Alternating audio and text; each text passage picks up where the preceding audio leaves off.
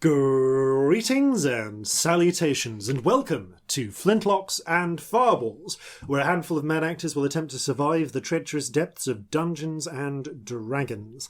I am your host and Dungeon Master, Jason Phelps, and I am joined, as ever, by Robbie.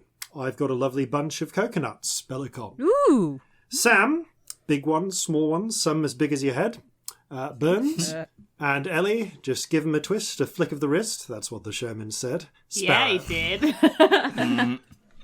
Did he? Is that the line? I need to listen to this song. I've got a lovely bunch of coconuts. There are they all standing in a row. 2, 3, 4. Big ones, small ones, some as big as your head. Just give him a twist, the flick of the wrist. That's what the showman said. Hey! Ooh. I really want to do the second line, so I will. I've got a lovely bunch of coconuts. Go on and give him a pitch, you'll make me rich. 2, 3, 4. Oh, there stands my wife, the idol of my life, singing, roll the ball, a penny a pitch. All together now, roll the ball, a penny a pitch. Anyway.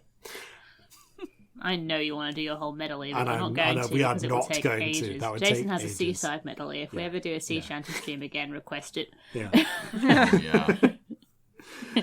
Okay, so... Happy episode 130. Let's pretend it's a significant number. Let's pretend that's a my significant god, number. 130 Gosh. episodes. Wow. It's a 10. It's a 10. Yeah, So so it's it's 10 halfway to times 10. 260. Yeah. Yeah. If I had 130 of something, that would be how many episodes we have. Yes. Well, why Yeah. don't we cast our minds into the future and ask future us whether the messages from the present can give this number any more significance than we already have? The messages from the present? 130 is the largest number that cannot be written as the sum of 4 hexagonal numbers. It is also sphenic and non-cototient. And I don't actually know what either of those words mean. It's Future Jason with messages from the present. This episode of Flintlocks and Fireballs is brought to you by you. As ever, a massive thanks to our crew members on the Flintlocks and Fireballs Patreon who help keep this ship sailing. There's a wealth of extra content and bonus features for patrons, including regular blog posts, extra stories narrated by the cast, artwork, and a monthly poll for the community to help design an element to go into the game. This week, the patrons are voting on an NPC to go into the game. You can check this out at patreon.com/Flintlocks and Fireballs. Link in the description. We are an affiliate of Zavvi, fine producers of nerdy garments and handy household items. Remember, you can click through the affiliate link in the description and use code Flintlocks20 to take 20% off clothing and Flintlocks10 to take 10% off not clothing. Once again, we're involved with the online group heist game Agent Venture, the most fun you can have on a Zoom call while keeping your shirt on. Pull off a heist, infiltrate a base, and save the world with only a laptop, an internet connection, and your socially distant friends. Check out the link in the description. And actually, a little bit of just positive light news. Marjorie and George, the 2 pigeons that roost on our balcony, you may be aware that they had a daughter. We think a daughter. We actually have not sexed these pigeons. Called Pepper. Well, against all good sense, they apparently had 2 more children in the midst of winter. And we've recently discovered that up in the guttering, so we've not really witnessed this. It's only now that they've taken flight we've seen them. They have 2 new pigeons who we are calling Salt and Vinegar to continue the theme. And that's it for announcements this time. Back to you, Past Jason. Are the messages from the presents just like greetings cards? Yes. I was thinking Oh, multiple worlds theory, but yeah, okay. Like little tags, little gift tags. Aww. The messages from the presents are mostly like, to Ellie. Aww. Merry Christmas. Season's greetings. I made a lot of my gift tags this year. Aww. Aw. Christmas. I painted That's very them. sweet. They were tiny little watercolours. Oh, That's adorable. You put in a lot more effort on gift tags than I do. I usually just get a Sharpie and write the person's name on the present. In pretty I usually letters, but nonetheless. I usually just stick a piece of tape on it, but I felt like being fancy. Aww, fancy is fun.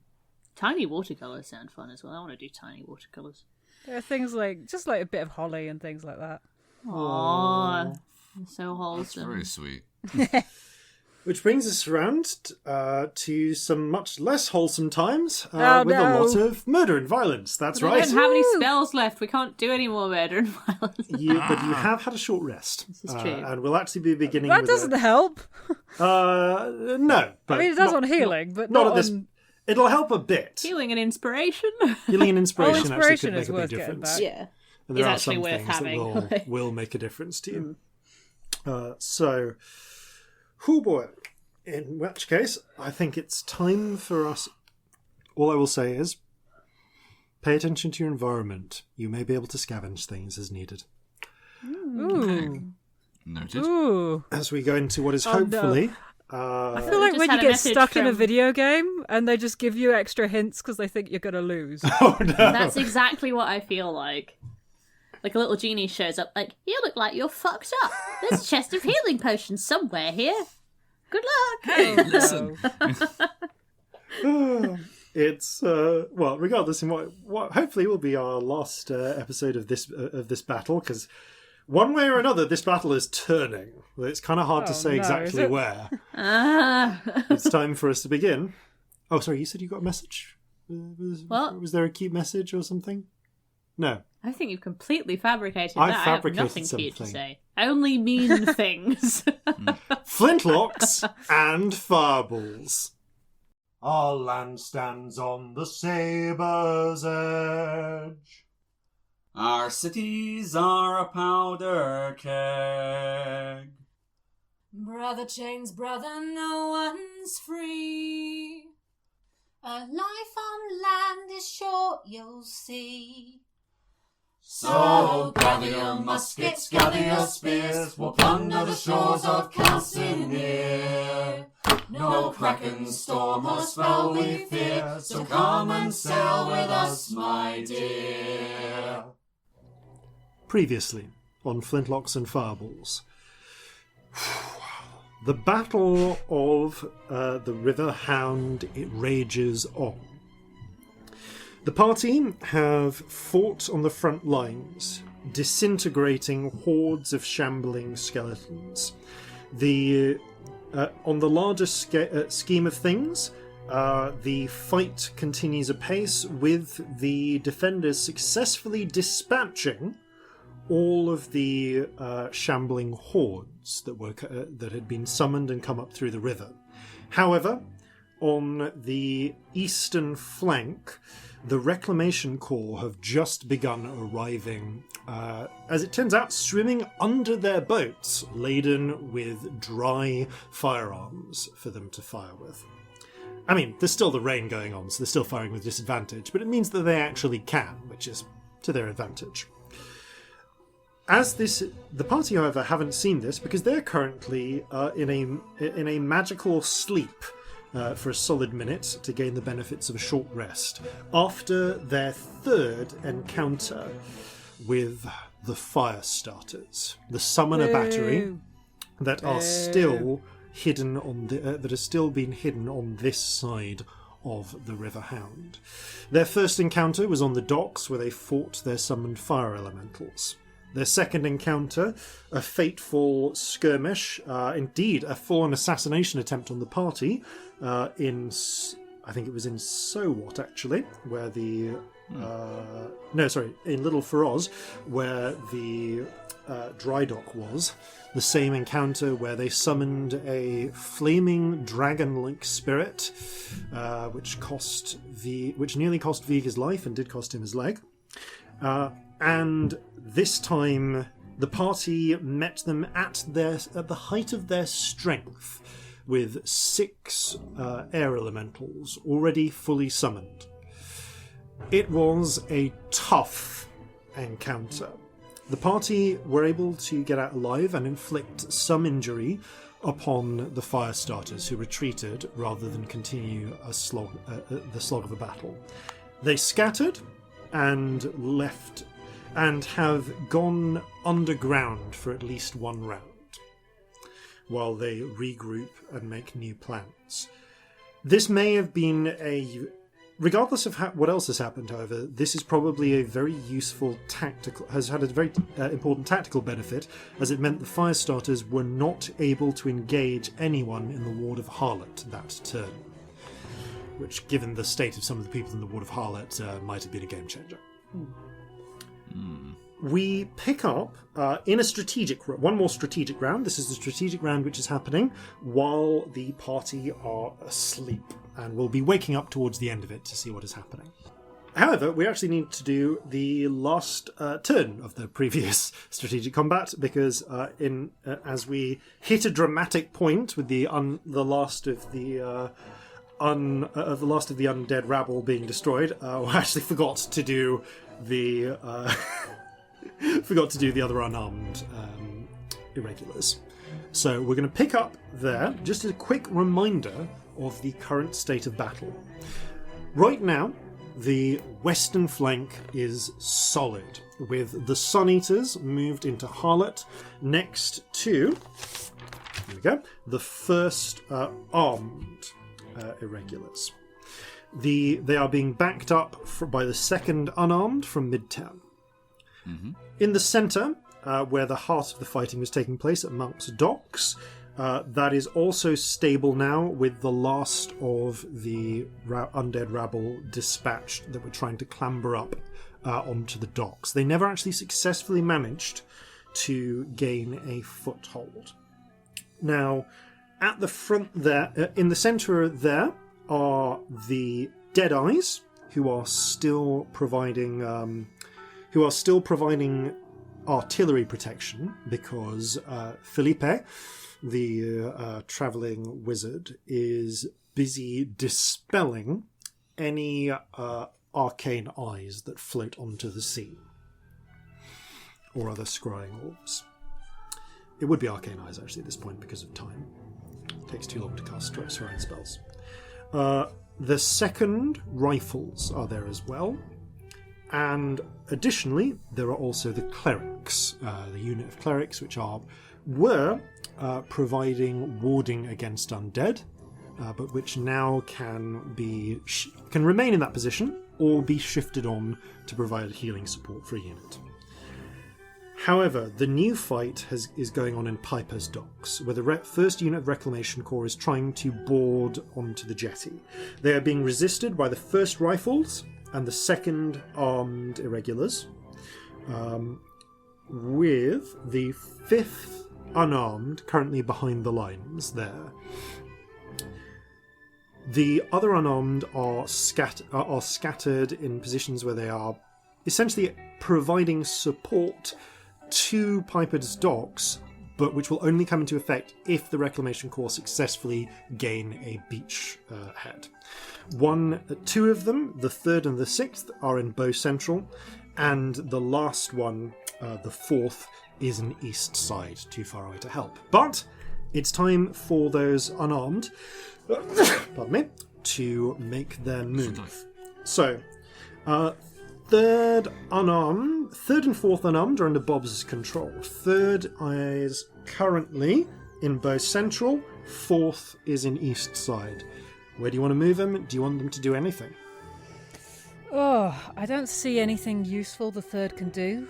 Mm-hmm. They are badly damaged. If I move them into anywhere that they could be in combat, that's a problem. Mm. Fourth has a similar problem, but they are vulnerable there, so I do think I need to get them moving. Is that adjacent to Hound's Yard, or is that diagonal not quite... Then it's not really on the map, but I'll say that they can move into the unmarked space below. It's just fields there, basically. I kind of want to get them... They can either move into the fields north of Greywatch, let's call it Greywatch Fields for the sake of convenience, or they can move into Bow East from here. That would be better because it plugs a gap, but they're so badly damaged. My instinct would be to have somebody in Bow East. Yeah. One thing that's worth noting is anyone on the waterfront is exposed to artillery fire. Yeah. Oh, the 6th pretty bad as well. 6th are fucked, yeah. Okay. 5th are quite fucked, but not as bad. Yeah, 6th are on 1. Yeah, so are 4th. And 3rd. Well, the 4th are isolated where they are. But they Nobody are exposed can get to them. Yeah, they can. The artillery can fire on them. Yeah. No, I mean, no one on our side can get to them, is my point. I suppose, I mean, They can't just move into Hound's Yard, yeah?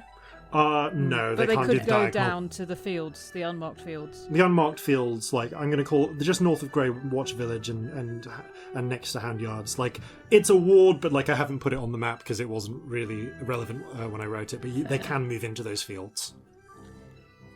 Mm-hmm. I suppose if they're really fucked, it might be worth getting them off the front. Yeah, that's what I'm thinking, and then maybe next time they can move into Hound's Yards. It's worth Yeah. noting, any unit that is destroyed in this battle will not be available in a future battle. Yeah. So thing. preserving some of your Noted. units Yeah. may be better than using them right Maybe now. we go for Hound's Yard because that still kind of plugs the gap. Yeah, it won't be till next turn. They can't get there this turn. No, but I mean, like, aim for that. Right. Um, So you're and moving... So I'll also- move them down to the fields, and Okay. I'll leave the third where they are, because Cool. I don't think the third can do anything useful. That's right. Fourth unarmed going into Grey Watch Fields, then we'll call it. Or is But if it- the Reclamation do get into Piper's Dock, because at that point the third become useful as a flanking. So Yes, Yep. yeah. you can pull them in. All right. That's third and fourth. Fifth and sixth now. Fifth is in Pipers, sixth is in Bow Central. Fifth can't do an attack, can they? No, because the front right now is On the water. is rifles and armed, and they're on the water. I mean, like I guess you could swap them out, but like that wouldn't but you'd be swapping out a weaker unit for into a stronger one. I'm tempted to move the sixth into Bow West because they're fucked, and that would bring them a little bit closer to the clerics. Yep. What do folks think? I think that's a decent idea. We've actually no got problem odds with of that. like getting them to clerics soon. So Yeah. yeah. Yeah. I'm There gonna. isn't actually space to move them directly into Monk's Dock, is there? No, you can't. no. They're in Bow Central. They'd need to get to Monk's Docks. They'd either need to go Pipers, then Monks, or Bow West, Five Friars, Monks. You can't cross diagonals, basically. Yeah, no, I'm gonna move them into Bow West, number 6, and 5 are gonna stay where they are just as backup, basically. Awesome. And finally, the clerics. I've not actually given control of the clerics to anyone in particular. So, like as a group, if you can decide what you want the clerics to do. Do they They- still have an action this turn? They are not consuming their entire action healing you. 3 clerics are healing you. But have they this turn? Have they not been providing? They have. You can disadvantage. choose what the clerics do on their next turn at the end of initiative. They essentially act on initiative 0. Okay. Okay. So, So they can also move one ward and attach themselves to a unit if you want as well. So like, Would they be good in Hyper's docks? they would be because then we exposed to could- artillery. That is true. I mean, they're exposed to artillery now, though. no, they're No, not they're not. because Oh, the no, dead they're eyes are not. blocking Yeah. them. But we could move them into Five Friars and then have someone move into there to be healed. Yeah, we could do That's that, true. actually, couldn't we? Yep. Okay. I mean, they're not really doing a lot in Monk's docks right now, are they? No, not now. not right Not now. now that there's no one attacking. I reckon let's move them to Five Friars.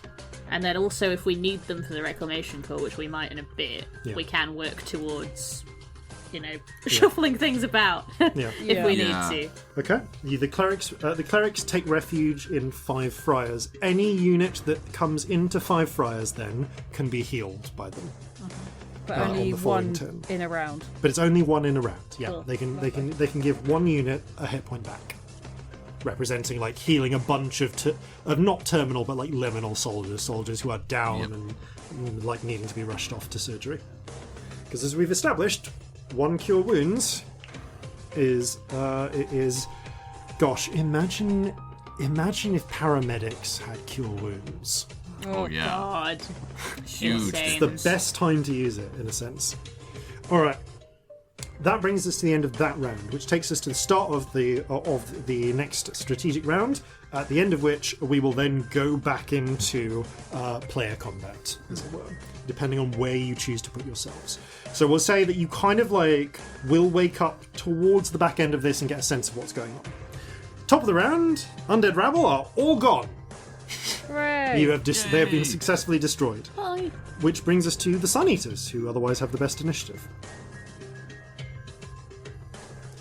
I guess, yeah, Sun Eaters can Yeah, move so- up to one can move up to one thing. Actually, let me just check, because I can't remember if I gave them the fast.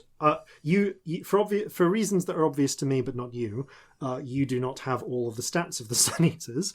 No, I did put them. I did put the stats there. Okay, no, I didn't give them the fast special because they're not all of them are a giant snake. Fair. Yeah. So they can only so they can only move one territory. Have scales will travel. Yeah.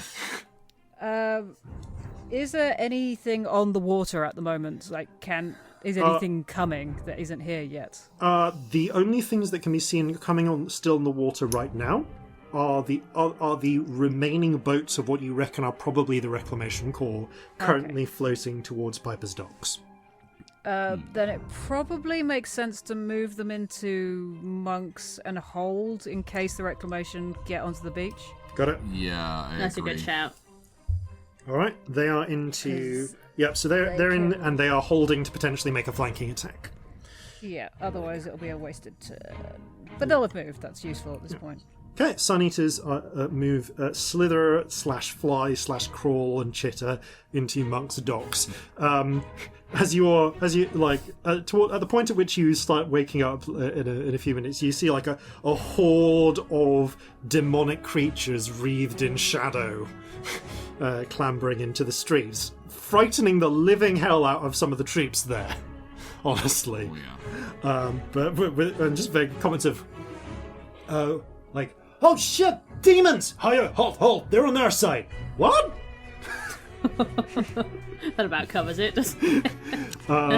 Okay, initiative count 17. It's time for the Reclamation Corps. So, at this point, the second unit of Reclamation Corps boats reach the docks, and they do the same thing of like leaping up from under the water and picking up their dry weapons. So both units are going to try and attack that front. So right now, the front in Piper's is the rifles and the armed irregulars. I don't have their stats, I don't have their current hit points. Are either the the first rifles or the second armed currently injured? The first rifles are. How injured? Just the one? They're down 3. They're down 3. Then they are going to focus on attacking the rifles. With disadvantage, because it's raining and they're coming up onto the water. So 2 rolls for them. Okay, yeah, that one of them just complete flub. The second, so my first roll was natural 1, natural 4, with disadvantage. As I said before, natural 1s aren't guaranteed failures. Well, I mean, they're guaranteed failures, but they aren't crit fails. The other one with disadvantage was a natural 20 and a natural 19. So they don't do double damage, but they definitely do hit. So that puts the rifles down 1 hit point. Is that enough? That should be enough to take them down to 3, right? Yes, that's correct. Then I need a morale check, please. Okay. 1 sec. Okay, that's 21. Okay. As undead start to clamber forward, trying to take the position, skeletal forms firing at them, soldiers begin to drop and be pulled back by their companions, but they hold the line and do not let them advance. The Reclamation Corps will try and board into the Piper's Docks if anyone does pull back and retreat. But so they're kind of holding that move to push forwards if they can. But right now they're still in the water, which means anyone attacking them would have disadvantage. If you're attacking with rifle with gunpowder, it means you just get a straight attack.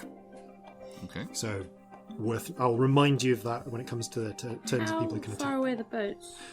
They are at this point kind of all at the piers, or like within 40 to 50 feet of the piers. They're like in the process of trying to land. Cool. Yeah. No, I'm mulling on something for later. Yeah. No, worth knowing.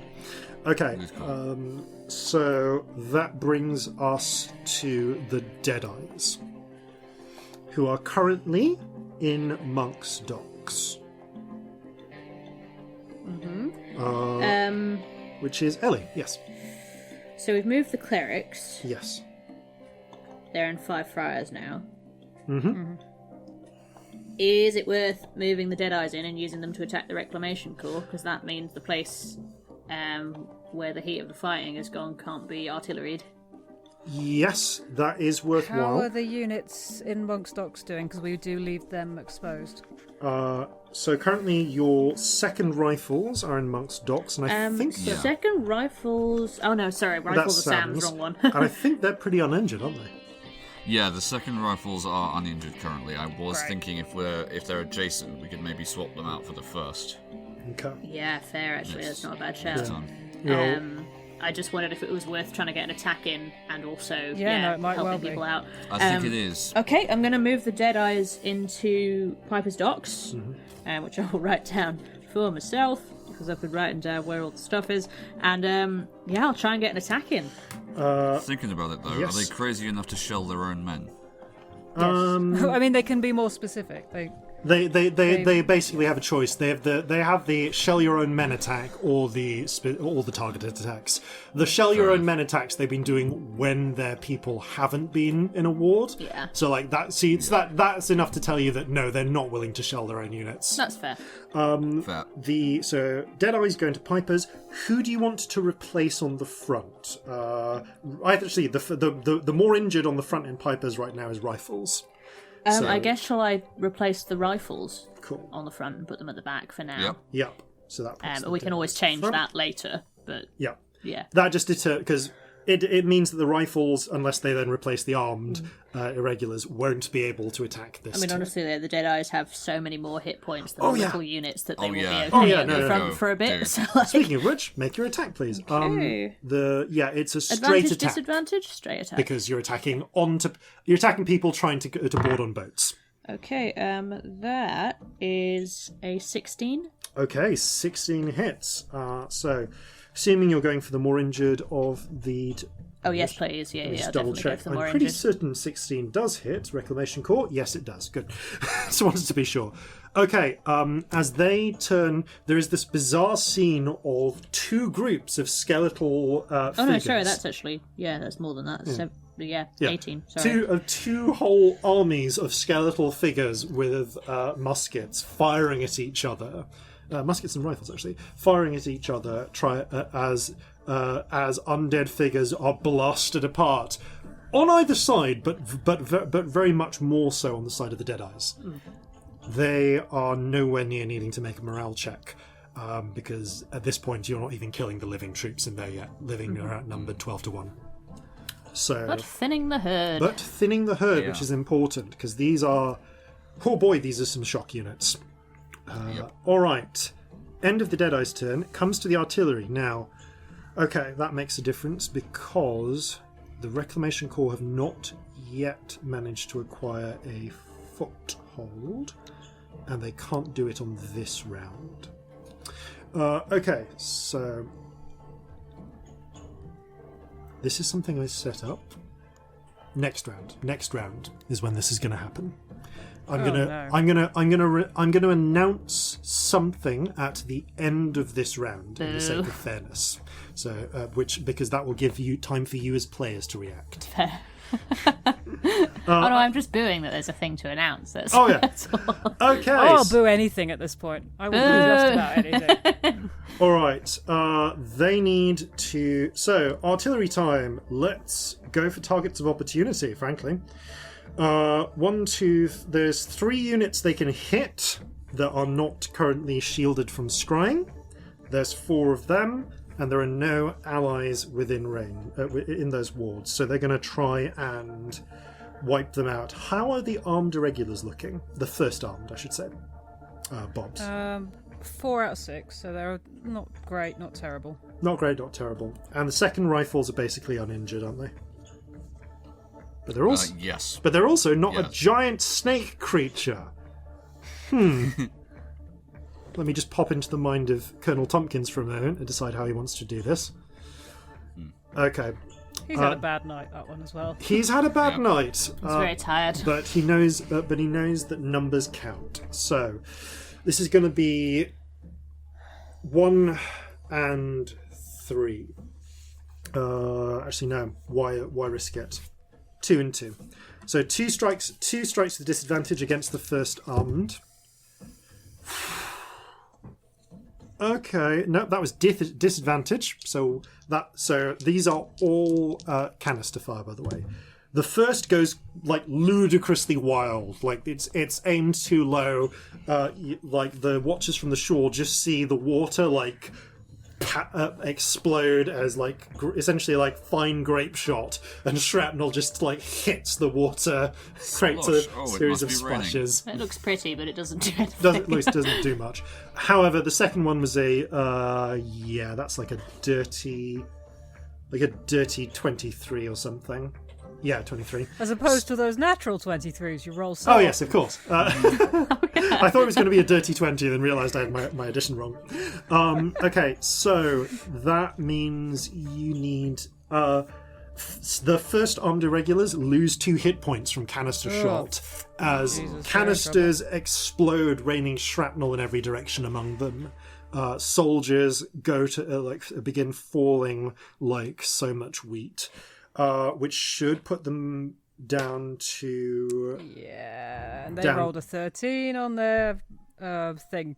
Morale. Right, so they went from 4 to 2, which puts them from 2 to 1 when they run and rout. So then that's an 11. Okay, so they scatter. So which one is down? The first armed irregulars are completely scattered. Ooh. It may be possible to recover their weapons, but after this and arm someone else. But the soldiers are broken, so they are out of the fight. Okay. I'm assuming that environment hint was for the party and not for the party. Cool. For the party and not for the mass battle. Yeah. Cool. Okay, so the 1 and a 2 on the first attack against the second rifles. And a 17 and a 4 on the second attack. So the second rifles, seeing what's happening to the armed artillery, all run and take cover behind buildings. There are a couple of people get sprayed with get shrapnel and in them, but by and large the unit holds firm and does not take serious damage. Something happens with the fire starters, but they do not yet reveal themselves. Which brings us to the first and second rifles. So this is over to you, Sam. Okay, so I'm going to try and swap the first and second rifles over. Cool, you castle them. Yep. Do you want to bring the first rifles back into Monk's Docks? Well, if I can get them out of the immediate shelling range, I might be tempted to do that. Will I pull them back to Bow Central? To get them out of shelling positions, your better options are Bow West, which currently has the 6th, or Five Friars would also get them out. Because the first is starting in Piper's Docks. Yeah. Or Bow Central. So you can put them into one of them and move the second in, because the Sun Eaters are currently providing flanking from Monk's Docks. Okay, I would say I'll pull them into Bow Central then. Yeah, Bow Central it is. So the first rifles are now in Bow Central, and the second rifles move into Pipers. Do you want them to take the front instead of the second armed, or do you want to leave them as a reserve? I'll have them take the front because they're fresher troops. Cool. Nice. All right, Sam. Do you want to roll an attack? Roll an attack just straight, please, for them. Oh, just straight? Just straight. The advantage, disadvantage cancelling. Okay. That's a natural 20. Hey. Okay, you do 2 points of damage to the Reclamation Corps. Something about... Is this the more damaged one? Yeah, I assume you're going for the more damaged one unless you say otherwise. Yes. So, as they come closer... the second rifles rush into position, pushing a little bit further down one of the long piers as the armed irregulars move back, and manage to catch some of them in like a little sort of mini flank pocket, and they actually manage to fire enough to break a couple of the boats. sinking those within, and essentially dousing their powder, making it harder for them to fight. Others they just manage to destroy, but it's enough to break up their cohesion a fair bit. So that's taken another 2 points of damage. Still not enough to prompt a morale check. That's not half their hit points. Ugh. How many do they have? They're elite troops. Yeah. But I mean, the Deadeyes have 14. Okay. The Deadeyes have 9 hit points total. Oh no, yeah, they have 9. Sorry, that's their. That's still a lot, yeah. though. Yeah, it's less than these guys though. Yeah. Reclamation are at least 10. Oof. Okay, so that brings us out of the rifle turns onto the armed. So the first armed are now dead. So Ellie, second armed have been kind of pushed to the back in Pipers. They are currently proofed, as it were, from scrying, to the best of your knowledge. But it's up to you if you want to move them anywhere or leave them. They can't currently attack because there's already 2 units that have attacked They to the can't front. bob forwards. Yeah. There's not really anyone else to attack other than the Reclamation Corps right now, is there? At this point, no. There might be it may be worth just leaving them there as a I reserve. might leave them. Cool. Because they're uninjured, and I think they're probably good to have there. Okay. Just a quick question after we got back to the clerics. Mm-hmm. Did we mention that the fire starters had run off into the rest of the It's the definitely city? going to be common knowledge at this point. I think if you did, then numerous soldiers saw it happen. Right. Okay. So, Just- it is known that they Yeah. are that collectively they've lost track of the fire starters. Yeah, I was just going to say, this may become irrelevant shortly, but I was going to suggest we did something about that, but... All right, we'll you're see going to how wake it up in a minute, goes. so you'll be able to do Yeah. that then. Which brings us to the unarmed. Sam, second unarmed, are currently sat pretty in Midtown. Okay, let's see. Can we move them into Stitch further? Yep, happily. Okay, they move to Stitch. So, third and fourth, Bobs. Fourth are going to move into Hound's Yards to get Got them it. a bit more into things. Ooh. The sixth are heading to heal, aren't they? Yeah, that was the plan. But if we want to heal somebody else more urgently, Well, I then- don't think anyone can get there. But if the third move into Bow West, where they are at the moment, then next turn maybe. Yeah, it might be worth doing a sort of staggered healing thing. Yeah. Yeah. Join the queue. Okay, so I've done that. And then fifth and sixth. Fifth, I think. Sorry, how many people do we have in Piper's Docks right now? Fifth are Four. currently... Yeah, fifth are currently... Fifth are in Piper's in Docks Piper's right now, Docks, but who they're the else fourth is? unit in Pipers. Okay, do we want to leave the fifth in Piper's or do we want to move them? How do we feel? How are they doing? They've got 2 hit points. So not They could probably do with amazing, more. but Yeah. we got a couple on 1 that are definitely going to need to be healed first. Yeah, that's true. So Okay. it might be worth leaving them as backup for now. Yeah, I agree. Yeah. Yeah, I'm going to leave them It's, for now. It's good to have at least something in reserve. Yeah. Yeah. Is This- it worth pulling them out of Piper to somewhere else? Like where? I don't know. I'm just getting worried that that it's been too long that their artillery's been sort of held back by us, and that they're looking for a way around it. I don't know where to put them though. Well, just move them out the range of artillery should that fail, like Bow Central or Bow West, Or Bow West, yeah. True. because they can't actually fight where they are. Maybe put them in Bow Central then. Okay, they pull back to Bow Central. And 6th, they're going to move into Five Friars to be healed. And they are healed 1 hit point. Yay! They've got 2 now. Excellent. The clerics. Huzzah. I see. Are you happy leaving the clerics? So it comes to the end of the turn. Do you want to move the clerics anywhere, or are you happy leaving them there as like healing base? I think with our current plans, that makes sense. Cool. Yeah, it does. Yeah. Yeah. That way is maybe the second heal next turn. Yep. Yeah. Cool. Totally. All That's right, a that good idea. leaves them in Five Friars, nice and healing. 'Cause Okay. presumably Stitch Fathers is the only place that the majority of the Reclamation Corps can't go because it's hallowed ground. They'd definitely be fighting with disadvantage if they did. Yeah, but they can go through there. They can go through it. It's Right. just like not a good place for them to be. Okay, so that brings us into player time. So with the end of that round, I'm going to say to start with then that all three of you snap awake. You feel weirdly rested. You have, if you did not already, been able to spend half your hit points to hit dice to recover hit points. You've regained any abilities that regained in a short rest.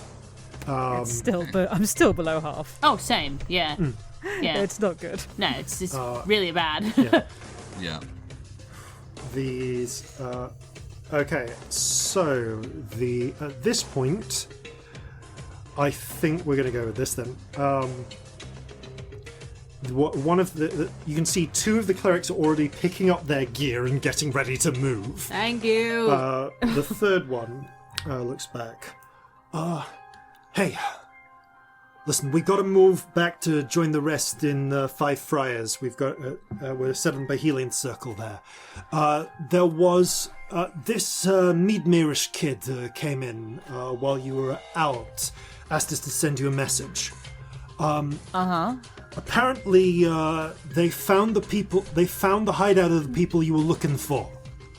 Oh shit. Yeah. Where? It's a townhouse. It's a townhouse on. Here we go. Yeah. Okay. It's a townhouse on Peters Lane in Piper's Docks.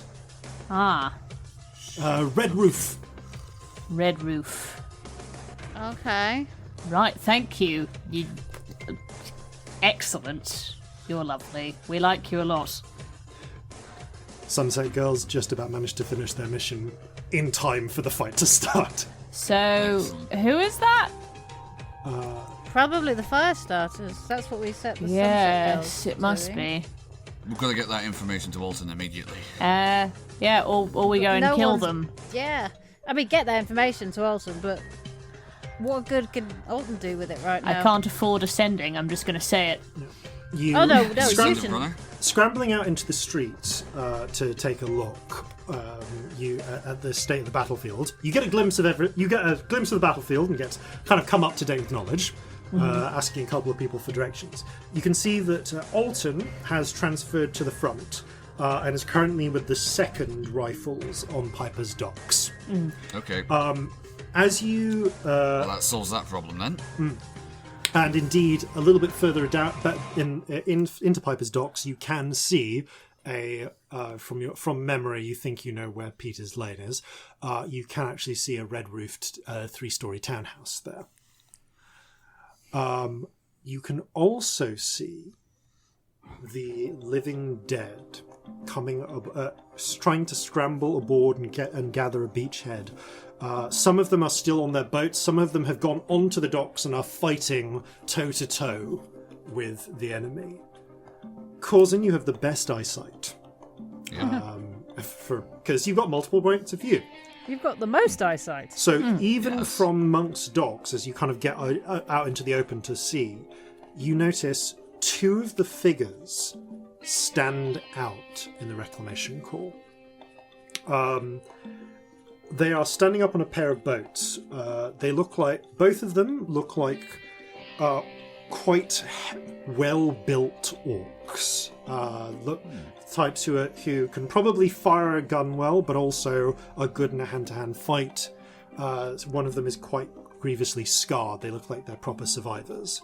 And they're standing next to older, kind of experienced-looking figures wearing this would be, if it's the brigade, it'd be lieutenant stripes. Okay. Are they still on the boats in the water? Some of them are. One of them is like fight. One of them is with the groups fighting to try and establish a safe beachhead for the rest of them to land. Right. The other is still on the boats and going out. They are They're currently out of fireball range from where you are now. Well, I don't know if they're out of fireball range, but either way, like, this is like, because the fireballs are stupidly far. But regardless, like, this is, before we get into combat, you can see them coming on to the docks, approaching. But these two figures also stand out because you can see that their eyes are softly glowing.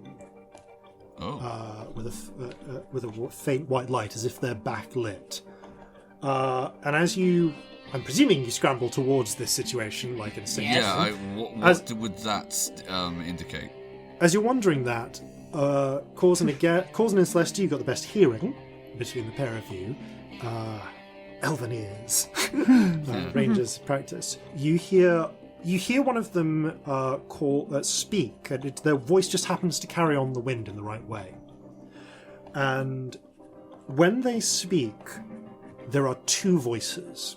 The one that's on the one that is approaching still on the boat.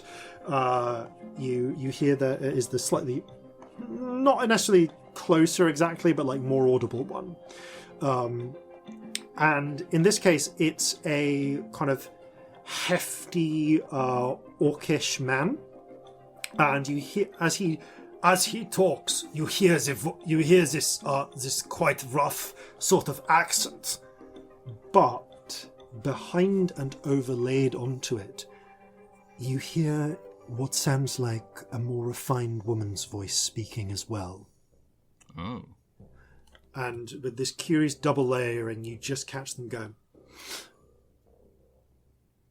I have eyes on the scene. Artillery. Correct course. I will provide coordinates. There we go. That's how they're getting around this. Well, we need to get rid of them At immediately. the same time... Actually, no. Forget the same time. This is happening. We relay this to Scamp, Yeah, obviously. you relay this to Scamp. I'm not going to, not tell you what's happening. Okay. At the same time, that was a really naff roll. You can also faintly hear you also catch sight of, glimmering coming from the top, just like flickers of light coming from the top window. The sort of second floor, third story window of that red roof townhouse. Bugger, what do we do? We've got two problems. Alright, Corzin is going to get out of his pack the fire lance. And is going to say, right, while they're still on the water, we can launch these at them. Even if they don't directly hit, they might cause them to jump. I'm not going to lie, darling, it's been so long since you got that, I can't remember what the fuck it does. What It was yesterday morning, and yet it feels like forever. It shoots fireworks! Huh. Would that actually damage people, or would that just be kind of annoying? And quite pretty. Yes. It runs the risk of, if we get it actually dead on, it could ignite their powder stores. If not, it's enough that it's going to suppress them at least. How well can you aim it? We're going to find out. At this How point, far then. away are they? So there The are. range of this is 600 feet. Oh yeah, they're I within have a pertinent question. Mm-hmm. Would lightning set gunpowder on fire? It does ignite flammable objects. Oh. Yep. So at this point, however, I'm going to roll us into combat because things are proceeding apace and time matters. Mm-hmm. So this will. So I'm just going to. It was our peeking around the wall and hiding. That's your peeking around the hot wall and hiding moment. Okay, so Love bringing that. us into the fight as it happens. Let's call these people the Seers for the sake of convenience. All right. So there are two kind of Seers that you can see. One now, because they are both trying. You are in the next sort of ward over. Just using my mental maths. Okay. One of them, I'm going to say the one on the one that is currently fighting tooth and nail on the docks with alongside the undead, is 100 feet away. The other one, who is still kind of... What is 100 feet away? Say that again. The one who's still who's on the docks fighting is 100 feet away. The one who is still in the boat and approaching is... These are the two magey people. The two orcs with glowing eyes is, I'm going to say, honestly, like, probably about 160 feet away. They're on the other side of they're on the other side of that of the docks, and they're a little back, but they will their boats will shortly hit the docks when they can land. And yes, I'm aware that the important point is both of them are not within fireball range of each other. Yes. Okay. They have their own turns. Right now they don't seem to be aware of you. Let's go, and can I ask each of you to roll initiative, please? Oh, and most importantly, the townhouse. Oh. The townhouse itself, I'm going to say, is... I'm going to say the townhouse is only only 60 feet away, but it's 60 feet away, kind of almost not in the opposite direction. Like, you're not going away from them, but like on the other side of a triangle. Mm-hmm. So right, yeah. I'm going to say that the townhouse itself is 60 feet from the dock. Okay. So if you were at the townhouse, you would be 60 feet from the edge of the docks. Cool. Just for the sake of making things straightforwards. Okay, so can I have initiatives, please? Yep. Oh, dude. 18. Cool. That is... Oh my god, I'm having a moment. 12. I'm glad someone's on the ball. And Me and Scamp are like... "Du-du-du." 6. 6. Okay. What's your dexterity? 2. Ooh. +2. Ooh. Okay, that player advantage. You go ahead of them. Christ. You've tied with someone else who rolled a 6. With somebody else who's having a shit day also. Yeah.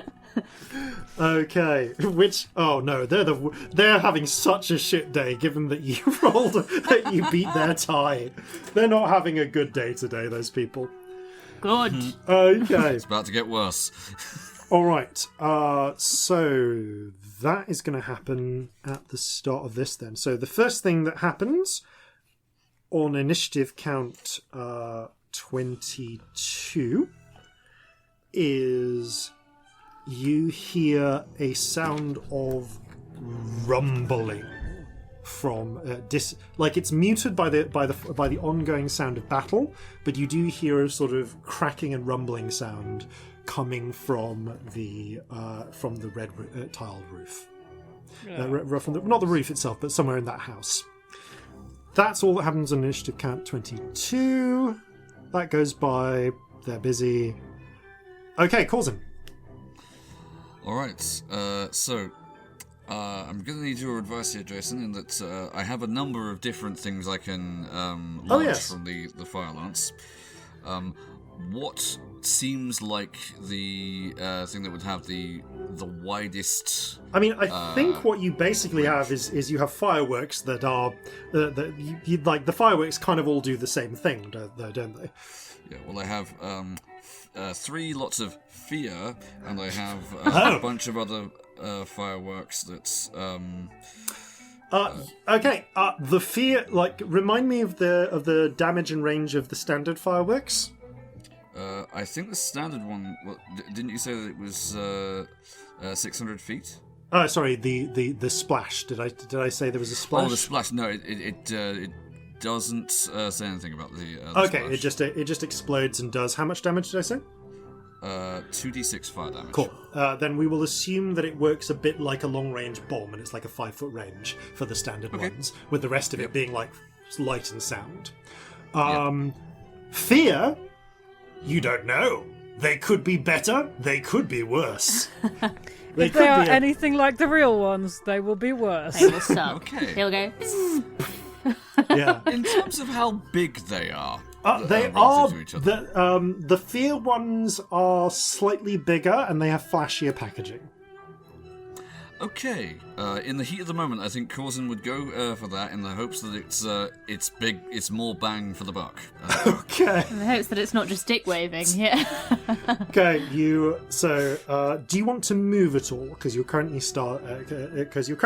and do you want to move towards the docks or the townhouse? You can fire at the docks and then move towards the townhouse if you wished, or vice versa. I think I'm gonna fire from where I am currently, then move. Yeah. Because this might not work.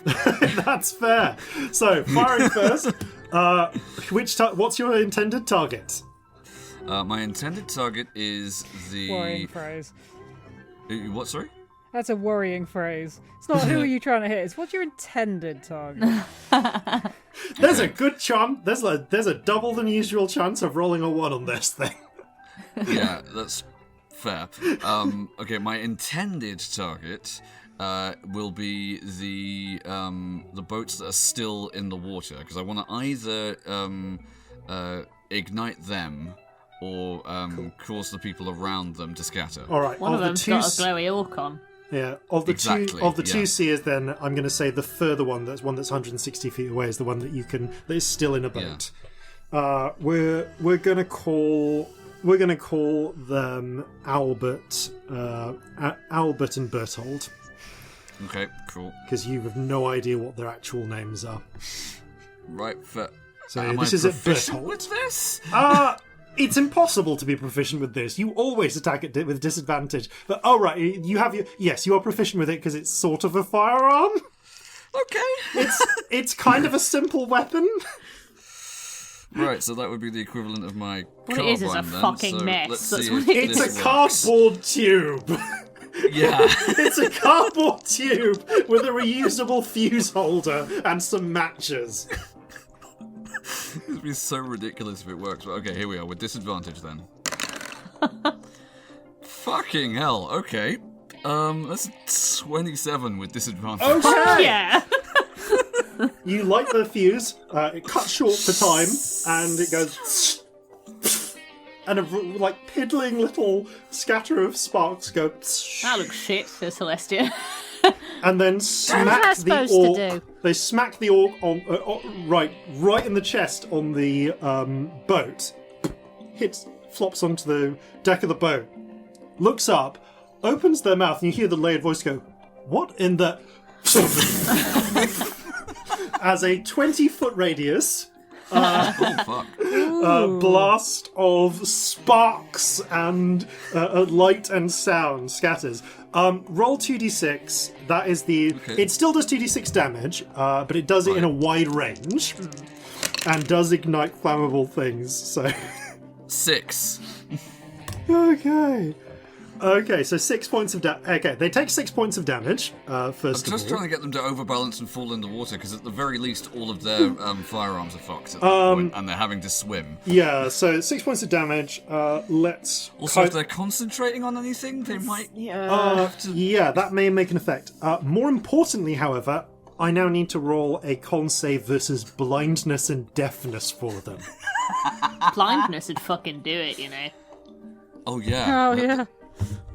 Okay, those orcs were selected for good con and they rolled well. But so that orc is fine. But the explosion does. It does manage to ignite. It's over 5 points, so it gets through the holes. It does ignite a couple of the powder stores, setting the boat on fire. Yes. The orc and their companions look somewhat askance. The orc has only been a little injured by this, but they, although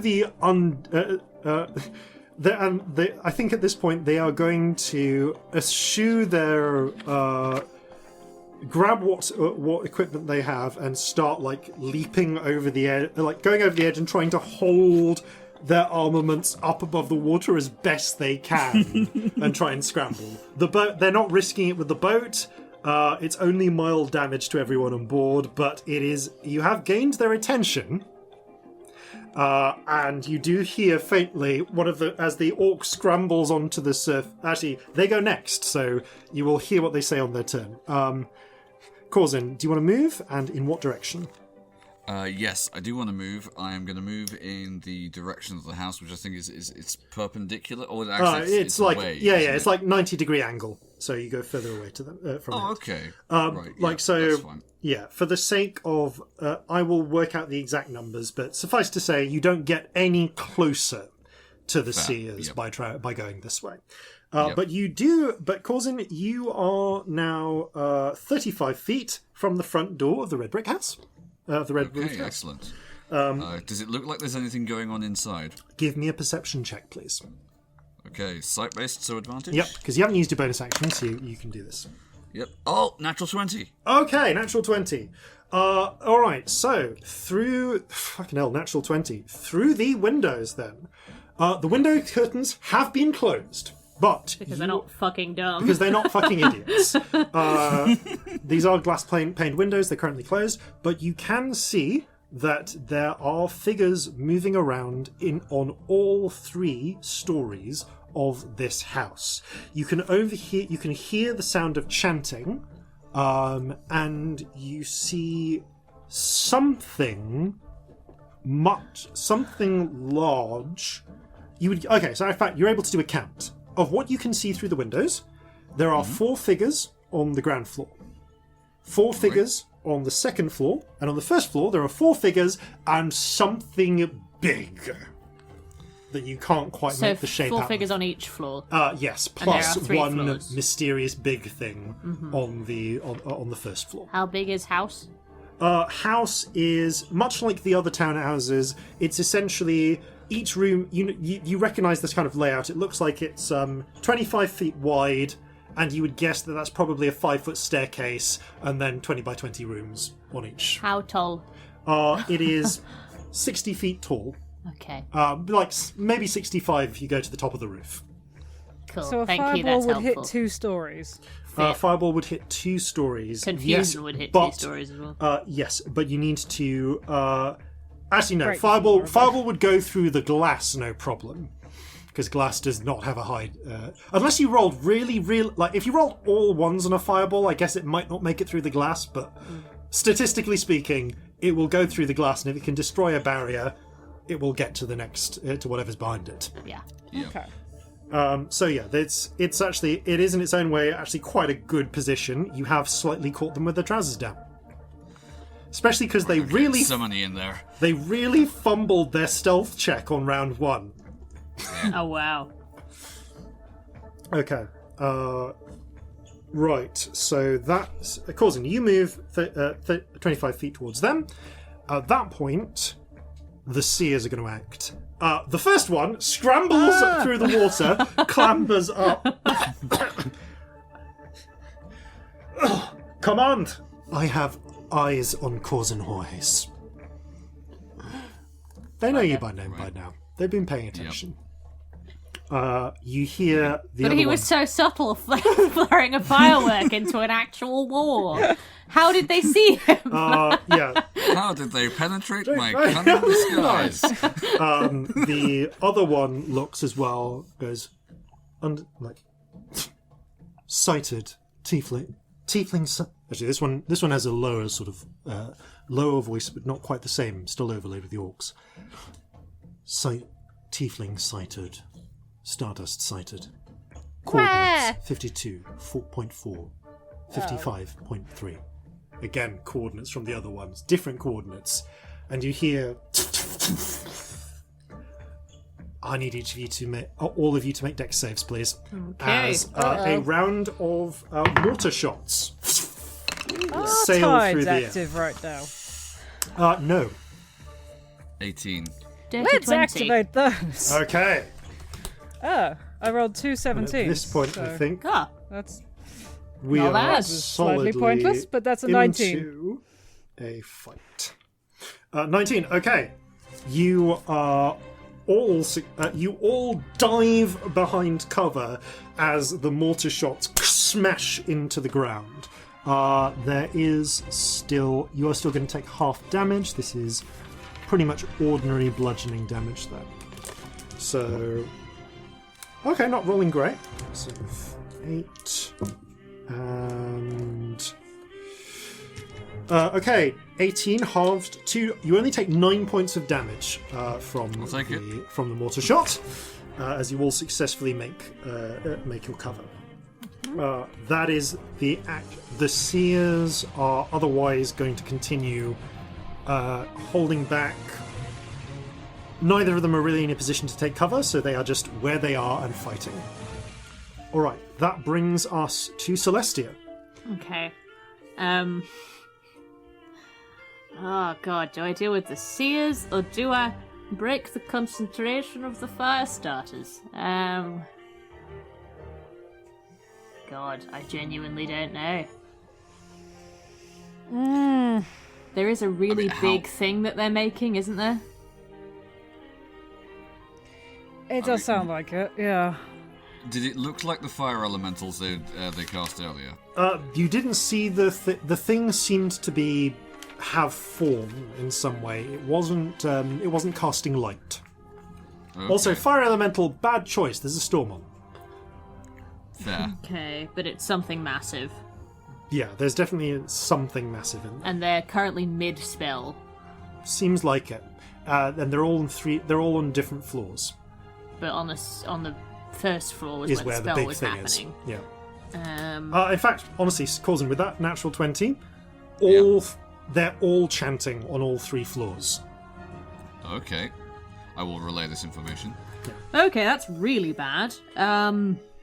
Yeah. Oof. Is it they are all summoning the same thing, or are they 3 groups of 4 summoning a thing each? Dunno. All bad options. All very bad. Yes, extremely bad. Well, the ones on the top floor look like they're furthest along, so maybe go for them. I can confuse them. Would that do anything? Is that worth it? Mechanically, would it? I don't think that stops break concentration. It doesn't necessarily. I mean, it stops concentration if they It's a weird thing because it doesn't exactly stop concentration, but it could make them punch each other, which might stop concentration. That's the thing. I assumed it If would they're because they can go mid-cast. away with the fairies, like if they've not actually cast a That's a good spell point. yet. Like, it will interrupt. That's the thing. Actually, no. What it will do, it won't necessarily. Okay, if they've summoned something already, it won't break concentration. If they are in the process of casting a That's what I was spell, thinking. it will interrupt that. They're trying to weave Yes. something Yeah. now. Yeah, sorry, no, I had my wires crossed. Yeah. Anything that is already summoned, they won't necessarily lose concentration on. Anything that is still being cast, they will. I don't know what to do. Well, if they are mid-cast, this is the round to do it. I think this is the After only this, round it's worth doing it, isn't it? Yeah. Okay, so I have a 10-foot radius sphere. Mm-hmm. How much of them can I get? 10-foot radius. Goes up Radius, and down as you well. can pick any 2 floors, basically.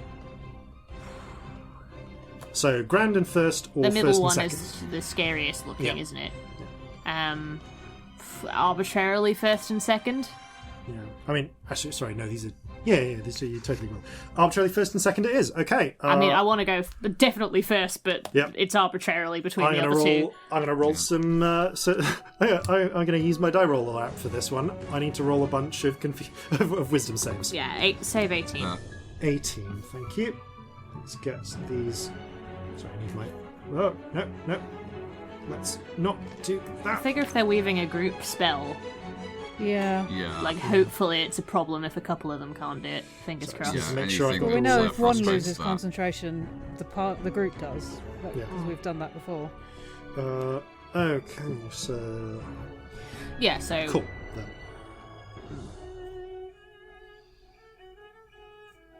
Sorry, just getting these together. And do they have separate... I mean, obviously they have separate ones. Yeah, they do. I don't know, I'm afraid. Oh, I'm just talking to myself. Yeah. We'll talk about I'll ourselves. narrate what I'm doing. It's fine. So, I run up, as ever, breathe in the rainbow spirit like a gas and blow it towards the house like I'm the big bad wolf, blowing it down. Nice. Oh!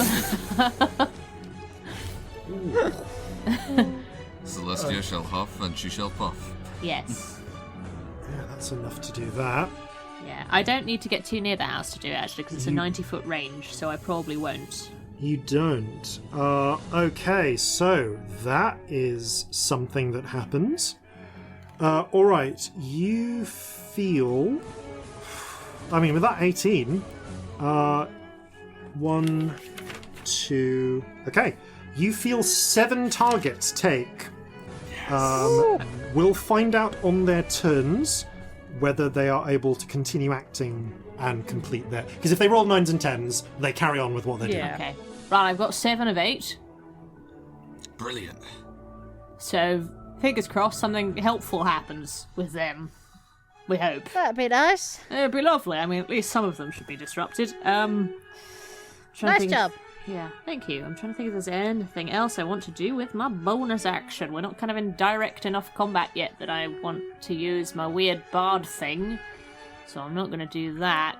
Okay. I definitely want to find some cover. Yeah. Do you want to move closer? There's alleyways and things you can at least take partial cover behind. Yeah. I do want to be a bit closer generally to the glowy orcs. To the glowy orcs, you want to get closer to. Can I do that and not run away from the house too far? Because of the angle I've set it at, you will always. I'm going to say that for the sake of my insanity, you will remain 60 feet from the house as you get closer towards the orcs. Cool. As you run a sort of right angle. Yeah, that's fine. Okay, in which So case... I'm now 60 feet from the house. Cool. Cool. So you're still 60 feet from the house. So Celestia... So how far away am I from orcs then currently? puts you 70 feet from Albert and 130 feet from Bertolt. Cool, thank you. Yep. Let's make some quick notes here. And I don't know if I'm gonna do anything else. Does mean you're splitting the party a little. Not massively. Not massively. You're actually staying within 60 feet. Yeah. of the I mean, I can't have run that far away from them. No, you can't. I'm just keeping. I'm not criticizing your decisions. I'm making a note of Yeah. position. Also, it's positioning. probably good to be a bit split because artillery fire. Artillery fire. Oh no! This is again. I'm not casting aspersions. I'm literally okay, adjusting my notes. I'm sorry, I'm hesitating. I'm trying to think if there's anything more useful I can do. You've only got a bonus if you want. I know. I don't think it's worth. You know what? Are Corzin and Scamp within 60 feet of me? Yes. I look at them do a little mocking army salute. All the bits that are now permanently rainbow glow rainbow momentarily. You get 11 temporary hit points, and you can move if you fancy it, but it does use up your reaction. So. You know what? I think I will. I'm going to get closer to the house. Okay. I thought somebody might use it. Okay. Causing you get 10 foot close to the house. Yeah, Scamp. and if there are any of ours that I can add up to 6, Okay, I can do up to 6 people. So if there are any of our troops that I a can handful get, I of troops totally will. nearby suddenly find themselves invigorated and just go, I don't know what that was, but thank you! You're welcome. George! So that battle continues apace, and you probably saved a handful of people's lives. 4 people. Yeah. Scamp, do you move at all, or do you stay kind of? Or I'm going to stay where I am. you're staying where you are. You're keeping separated. Got it. Okay, so I can note of that. So, okay, got it. And 30 feet. So Celestia is now 30 feet from Scamp. Corzin is now 50 feet from Scamp and 10 feet from the house. All right. The next thing before you can, the next thing that comes before Scamp, all 3 of you hear a sudden wait, no, as you look towards the second rifles, and you see a hawk made of winds descend from the sky, snatch Alton, and swoop back up 45 feet into the air as Alton is struggling within it. I love that that's not Alton's first time with this experience. He has not had a lot of luck with birds, has he? No. That brings us to Scamp's go. So Alton is now lovely. 45 feet above the ground. Did we manage to injure this this air elemental at all last time around? This is a different. Is it looking or it's a different one? Doesn't. This you actually destroyed the hawk last time. It appears to have been resummoned. Alpha. Okay. Well, I can't do anything about that. Yeah, I mean, honestly, neither can I. Yeah, the air elemental with Corzin is Hang on, how I want to many say are like there? 80 feet away from Scamp and probably 50 feet from Celestia. How many are there? You only see one air elemental. Okay, I was going to say, you said there was one with Corzin. There's not. He's got Arson, hasn't he? I'm confused. Sorry, I meant small halflings with West Country accents. Okay, cool. Wow. I thought that there were suddenly two. Now I you're was like, are we having a generalising. fight with thousands of air elementals again? Because I might cry. No, we're not facing thousands of air elementals. There is one. It has Alton. I just said the wrong halfling. Okay, cool. Oh, I'd be offended if I were you, Colin. So Scamp, what do you want to do? Okay. How far away are the ones with the glowing eyes? 100 feet, 160 feet. Actually, no, that one's gotten to the ground. That one's actually gotten to the thing. So 100 feet and 130 feet away, respectively. They are not within 30 feet of each other, though. They're actually like split out. It's Pythagoras. Okay. I will do something stupid. Yay! Yeah. Woo! My favourite game. I will cast an Eldritch Blast. Okay. 2 of the bolts at the one that Corzin hit, Yep. and 1 at a window of the townhouse. Okay. Which window would you like? The middle floor. Cool. Do you have a particular target? Like, I guess you can't really see the targets, so just make it so that one you'll attack with disadvantage. Cool. That one is a 13 to hit.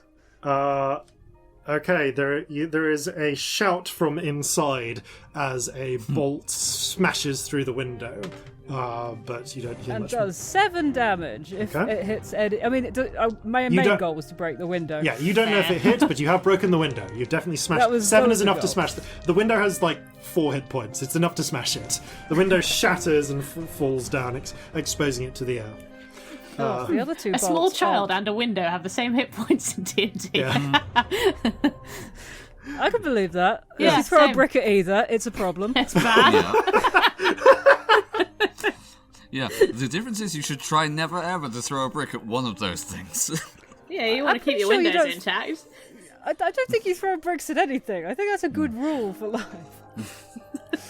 But against the If it orc, happens to be a window of a building with, a load of rampaging mages in it, that's a good. I'll bear that in mind. Should I ever find myself in that situation? Safety with Flintlocks and Fireballs. But I rolled a 14 and a 26 for the other 2 bolts Okay. against the orc. Whew. 14 and 26. The 14, the orc pulls out, ducks out of the way, but the 26 strikes them in the chest, staggering And them does for a moment. 6 points of force damage. Okay, 6 points of force damage. Okay, looking at them, it leaves a sort of.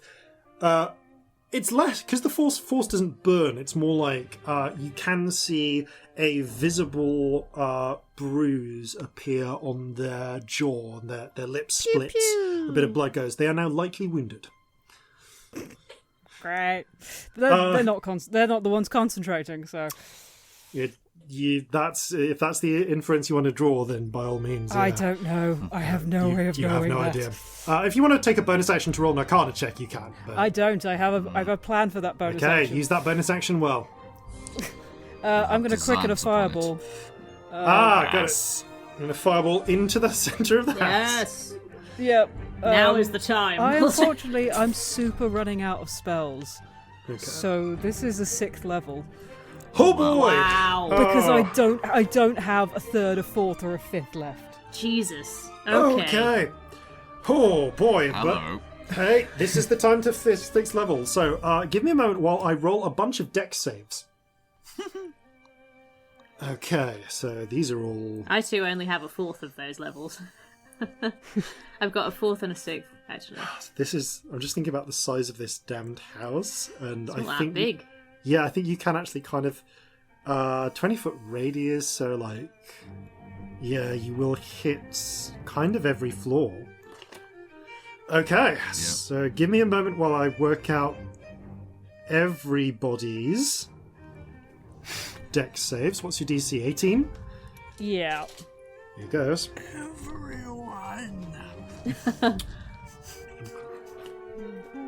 The slight problem with the die roller is that it doesn't tell me who in which group rolls that.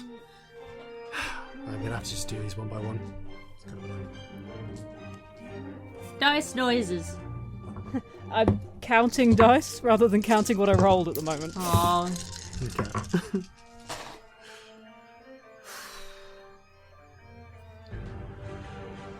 Should we all roll some dice just for fun? yes. Don't worry, I am rolling dice. Did I just stick my hand in my dice and fling some? Yes. I wanted to join in. The one problem with this dice roller is that it does not. It lists the dice in the order of which they roll. So let's have these results sort naturally, please, and then we'll try that again, because that was ludicrous. That didn't actually give me any meaningful information. Okay. Or did it just give you a total? It told me who got it. It told me like in order of highest. Oh. So that was actually really useless. Really unhelpful. That was really Yeah. unhelpful. Yeah. Okay, that's all of them rolled. Do you have your total? Yes, 46. Wow. Jesus. Hello. 46. That was a good roll, wasn't it? That's Yeah, a good I roll. rolled 5 4s. Awesome. Okay. Actually, nothing below a 3. Brilliant. That's amazing. Okay. Yeah. Fuck. I know, it's lots. Okay. It was a 6th level spell. Yeah. I get is one of also those a day. Your last high level spell by the sounds of things, so Oh, no, might I've have got gone a to good 7th. use. I have a 7th. Okay. I'm also I've- down to 1 sorcery point now. Fuck. So... Yeah, this really On its depends on who. Okay, well, I'm not going to say, because of some of the resources they have, I'm not going to say that they're all instantly killed. But that is. Why not? That would be lovely. Yeah, because No, it's fine. because then you end the fight in one spell. Pew pew. Okay, so after a lot of damage calculation, I think I know what's happening. The pea of light sails in through the hole in the window and blossoms into a cascade of fire, gutting the building. Yay. Sections of I it did fireworks too. sections of it like crumble inwards slightly. You blast a massive hole through the walls as well. Whoops. Okay. Corzin, a number of them go down. Corzin, through the hazy smoke billowing from the now on fire building, you are able to see that there are still 2 figures on the top floor standing. On the middle floor, you are able to see 3 figures standing. Okay. And on the ground floor, no one is standing. Oh boy. How's the Okay. floor doing? The Is the floor floor is still standing? The floor itself is crumbling, but people are not falling through just yet. The building has taken a lot of structural damage. There is still some ground to stand on, but it is unsteady. We've done so much damage. We're meant to be saving this town. Yeah, you've also started a major house fire. This Celestia, after a bit of thinking through it, confusion. All of your confusions are still up, which tells you that no one has died instantly. But just looking at the number of people who have dropped to the ground, some people are clearly not doing okay.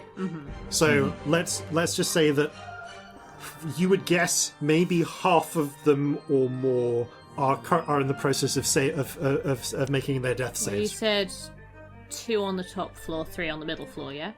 It's still up. Yeah. Yes, And nobody on the ground floor. And nobody on the ground So floor. by process of elimination, my confusion is still doing something because it was the people on the middle and top floor. Yes, Yeah. So it's still worth having. still worth having. Yeah. Speaking of which, it's time for the first floor to act. So, most They all relevant need a little person. lie down, do they? Yeah, most relevant person rolled a 9, so they continue to act normally. As one person, coughing and spluttering, points out and says, "Ah, shit! We gotta scram! Beat that thing into a pulp and hold them off!" At this point, you see, yes, a couple of things happen. First of all, something I nearly forgot because of the explosion inside. You look up and you see the hawk air elemental that's currently holding Alton pop like a soap bubble in the distance as the illusion breaks. Neither air elemental nor Alton were real. As you look down, So he's not falling. No, You look- illusion Yeah. holding it. you look down and you see actual Alton is busy fighting, although looked up in confusion to see a doppelganger of himself being carried away. That was literally just to try and get you to spend a fireball or something on it. I totally would have done something Yeah, with it as just- well. It's a good trick. But no, Echo did I not could have maintain done her anything. concentration. Yeah, that's what I was hoping you'd do.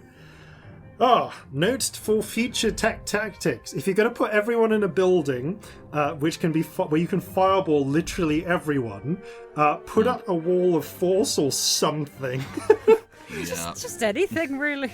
Anything. In fairness, they didn't think you'd find They were them. busy. You've literally They caught. were- You happened to catch them with their pants down because of something you set up 2 episodes ago. Were you about to Yep. say literally with their pants down? Because what were they doing that was the circumstance? They were chanting. You can't do that with pants on. with the... Yeah, you know, pants around their ankles, arms up in the air. You can... On the subject of what they were doing, one person managed to successfully complete their incantation, which at the start of the round, it was going to be 1 per round that you didn't deal with this.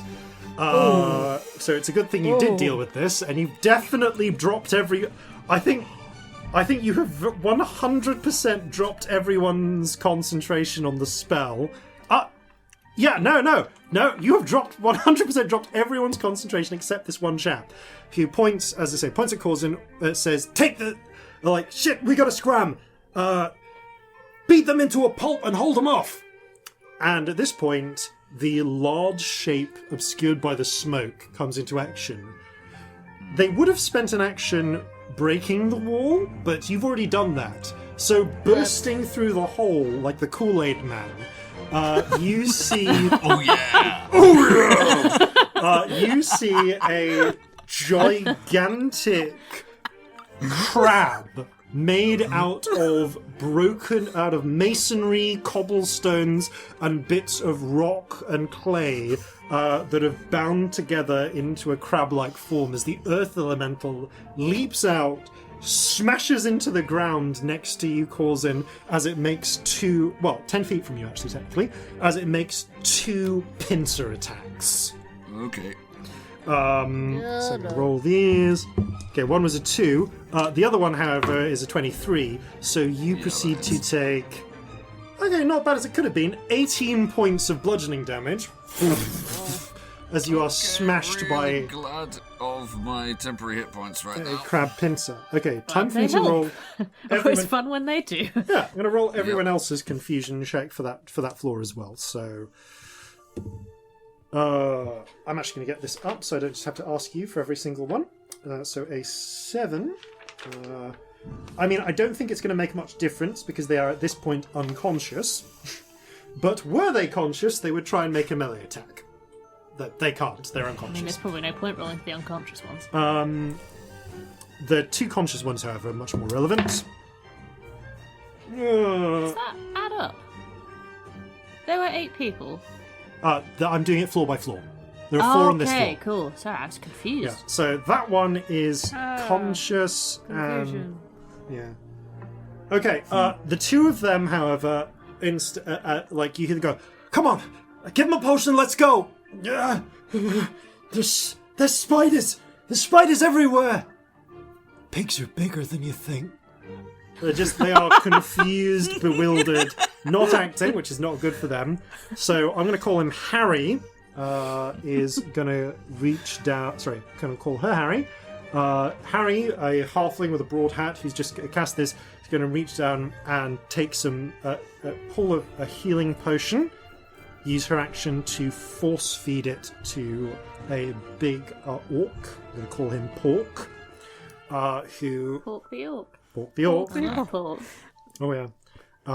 Who is kill going him. to regain some hit points. Pork awakens as Harry kind of picks them up, and the pair of them stumble out of immediate sight towards the stairwell. Is there anything? Let me just check if there's anything they can do as a bonus. Harry can do as a bonus action, because they need to get out of this situation as quickly as possible.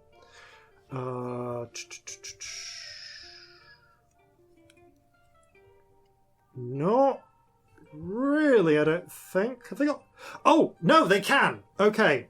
Dragging them, Harry, she's going to cast Flicker Step, which is not Misty Step, because it's not a teleport, but I wanted to keep some element of the spell. So, grabbing their friend, you see a moment as they seemed to speed up and dash, and essentially get a free 30-foot dash action at the cost of a spell and a bonus level action.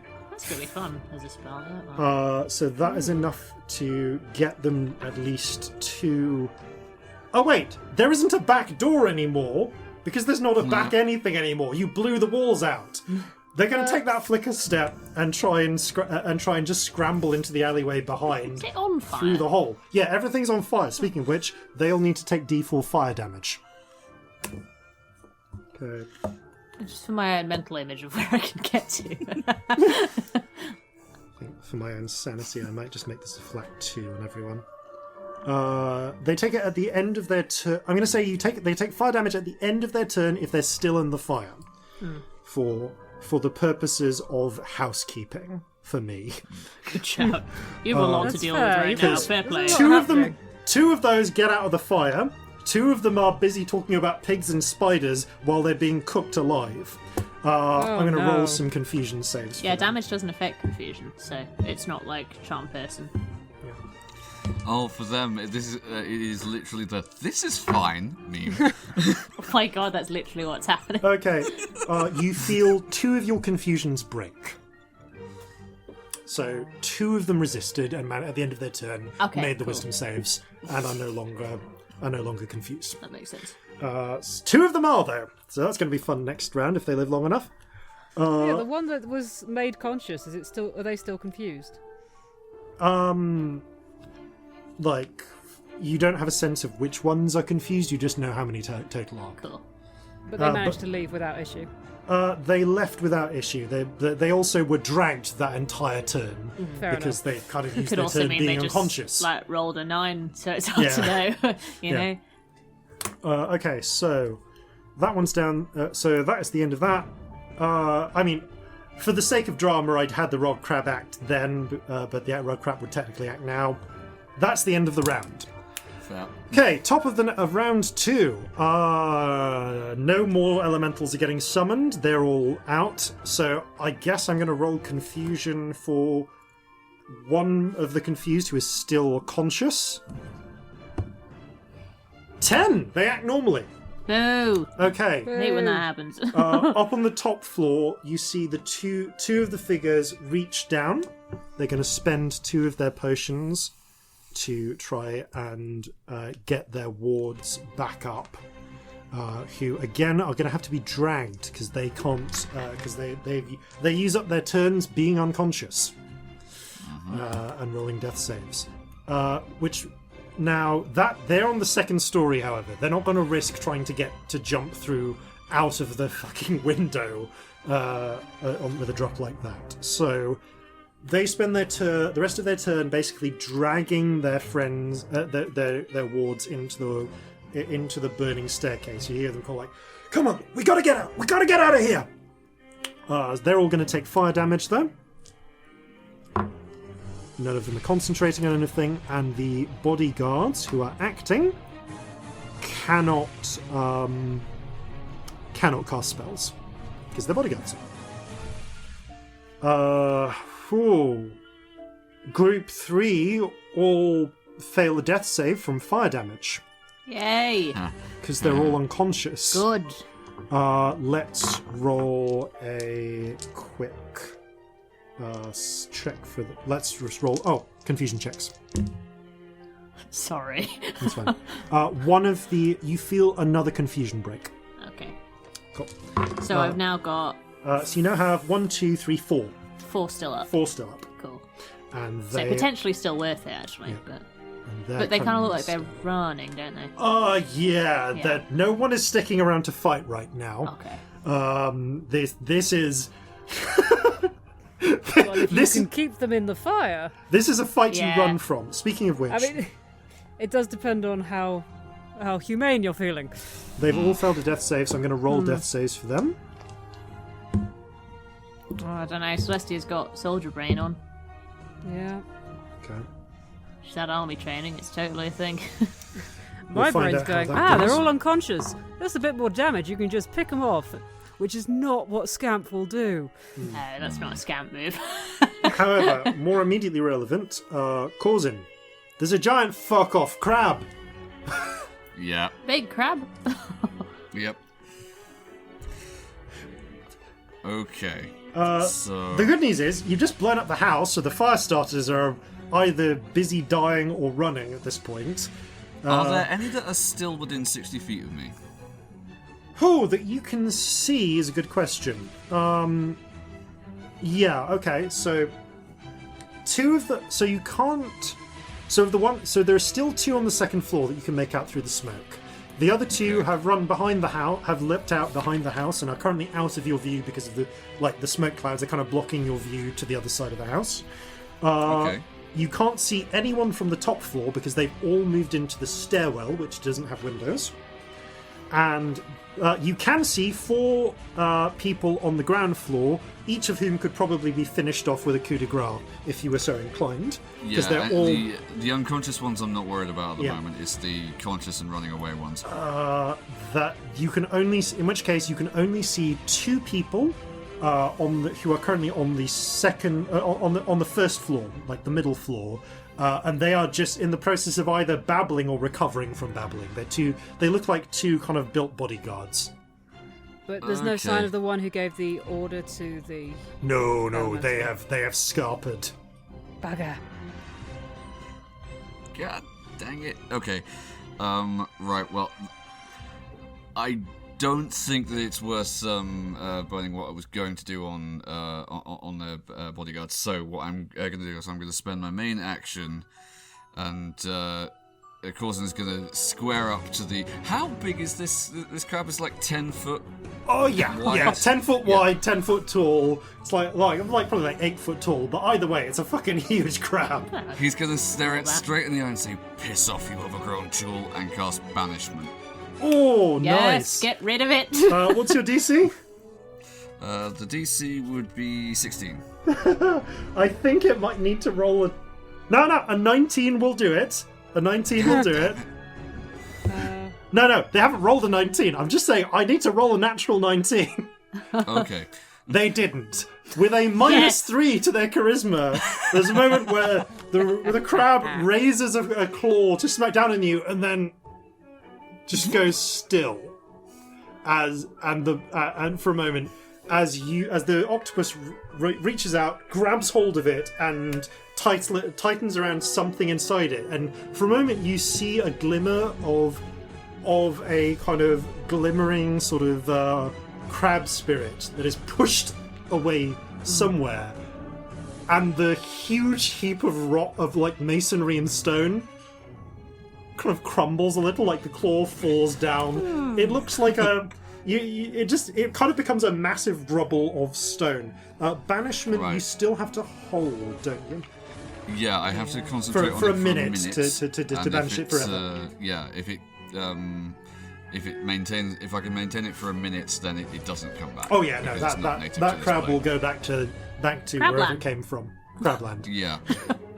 I will say to the ambivalent octopus, like, keep that locked down, and I'm gonna run around. If you say so, even. I'm gonna run around the outside of the building to where because there wasn't a door on this side of the building, was there? I mean, there is now a giant hole. And there's probably a hole on the other side. So if you wanted to, you could probably, provided you're willing to run through the burning building, you could probably run through it and to the other side where the alleyway behind it is. I'm likely to take damage if I do that, aren't I? You are. Oh, with the concentration check. Oh no! You will take 1d4 fire damage if you it. run through the burning building. I could probably make You that, shoot but through I'm the not hole. going to tempt fate. You could shoot through the hole. You'd be shooting outside. blind if you did, Okay. because the smoke from the Oh, Raging fair. Inferno. Oh yeah, fire. Yeah, the fire has created just a natural sight blocker. The whole house is on Yeah, fire. the There's entire definitely house a is lot on of smoke. Why was I not Okay. picturing smoke? That's insane. Okay. Well, the fire's burning something, so yeah. Okay. You know the I'm phrase gonna- "no smoke with fire"? Oh, the well-known phrase. You're used to magical flames, which don't produce a lot of smoke. That's exactly. That's fair. definitely what it is, rather than just Ellie's brain is weird. It's Sorry. like gas flames. Corzin, what do you do with your bonus action? You're going to try and run around the other side of the building. Got it. Yeah, I'm going to use my movement to run around the outside of the building as far as I can get. I'm trying to find the Other side. mages who I have- will say who that have because left you're it. running the longer way, you can't quite get around this turn to see the opposite side. There's it's not quite an end terrace. There's one other house, and you have to run around that house to get to the back. Right, But okay. next turn, you will be within sight of the back of the house. That's the thing. Right, okay. Because you've chosen not to run through it, you can't instantly get to the rear. That's totally fair. Yeah. I am going to be keeping all of my considerable number of eyes peeled for any retreating mages. Okay. Yep, that's fine. I will tell you if you see them. Okay, right cool. now, you currently cannot. Okay. That's time for the Seers go. Oh dear. Okay, the Seers, seeing that seem to see that you're at least moderately distracted and you're a bit more split out. You can over Celestia. You can just about hear their calls. Horhace has moved out of immediate range. Refocus fire on primary target. And the one on I'm going to say Albert turns and looks, and you can see in the midst of the Deadeyes fighting at the front is Felipe, who has been busy blinding the artillery fire. Coordinates 46.25, 48.43. Felipe, at this point, a barrage of round shots strike in towards where the Deadeyes are. A number of them begin clambering and running, but I need to roll a dex save for Felipe. Oh, that was a natural 3. Oh. So, Felipe is... okay, Felipe's going to take full damage from that, which is not great. Where are my d8s? We can't kill the Patreon NPC. It's so sad. I explicitly can kill the I know Patreon you NPC. very much can. I I'm just saying it'd explicitly be can kill the awful. Patreon NPC. It is in the terms and conditions of the Patreon NPC. Okay, so... Oh, I know you can. It'll just be really sad. Getting them plot armor is a higher tier, right? Yeah.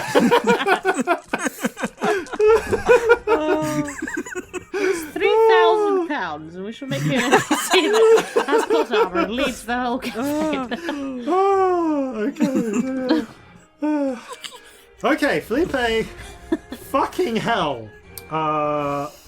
Right, so Felipe takes 39 points of damage as a cannonball. One of the cannonballs just clips him across the shoulder. Oh, that shoulder's Knock him to the broken. ground. Oh, this is reminding me strongly of my third husband. Oh. Oh, no, I had that happen. That's not nice. Ow. Yeah, Felipe's shoulder is definitely dislocated.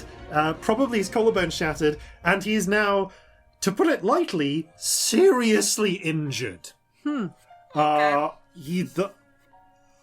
Honestly, Corzin, you can't see it, but if you could, you would say that, in your medical opinion, a stiff breeze could probably take out Felipe at this point. I don't have any fucking spells to give him.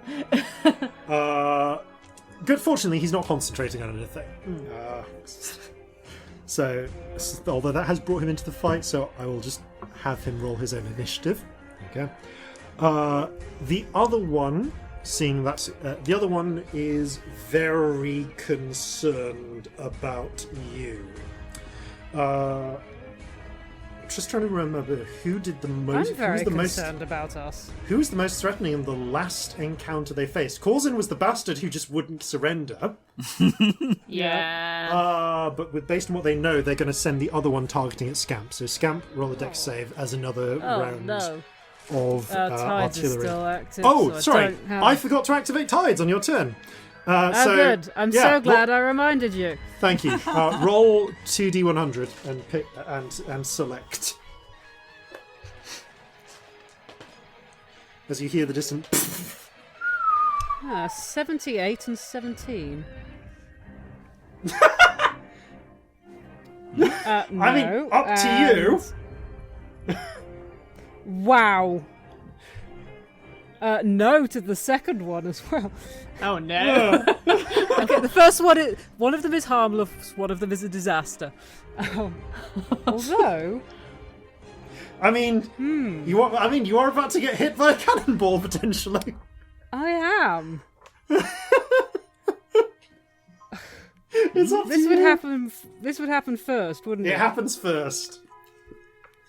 Oh, I mean, it's kind of hilarious. What is it? Well, let me just double check the. Yeah. So it stacks onto your hit points. Yeah, but what is the? There is the not. dex isn't great. There. Oh, it's. Yeah. There is not a specific thing, so I'm going to say that you would have 5 hit points from that. I've got sheep on mine. Have you? Oh, I've got goat. I've got goat. I haven't got 3 sheep. hit points. Oh wow! I can't find sheep. This wouldn't knock me prone, would it? If I was, because I have advantage against things that would knock me prone. I'm going to go with not the sheep. Because the 3 hit points is not worth the -2 to the dex. Cool. Fair. All right. There's a moment where once again you think you might turn into a sheep. You just have a vision of it, and you shunt it into a different yourself into a different course of fate. And instead, a beard of pink feathers bursts into existence. So she just goes, "You look amazing." Roll a dex At least save. I'm not a sheep. What? Never mind. Okay. I'm activating tides, I thought you might. which is good because that's a 21 or a 12. So, all right. So you will take half damage as you dive for cover. So that is 4k, 10, 19. Oh, I'm loving this new tides thing. I'm looking forward to being level 14 properly. Yes. But I'm loving the new tides. Yeah, Stowaways Jason has given us license to fuck with some level 14 features. 39 halves to 18 points of damage Lovely. from being struck by as the cannonball doesn't strike you, but the spray of I'm a shrapnel mess. does. Oh no. You do, however, scramble to safety in time.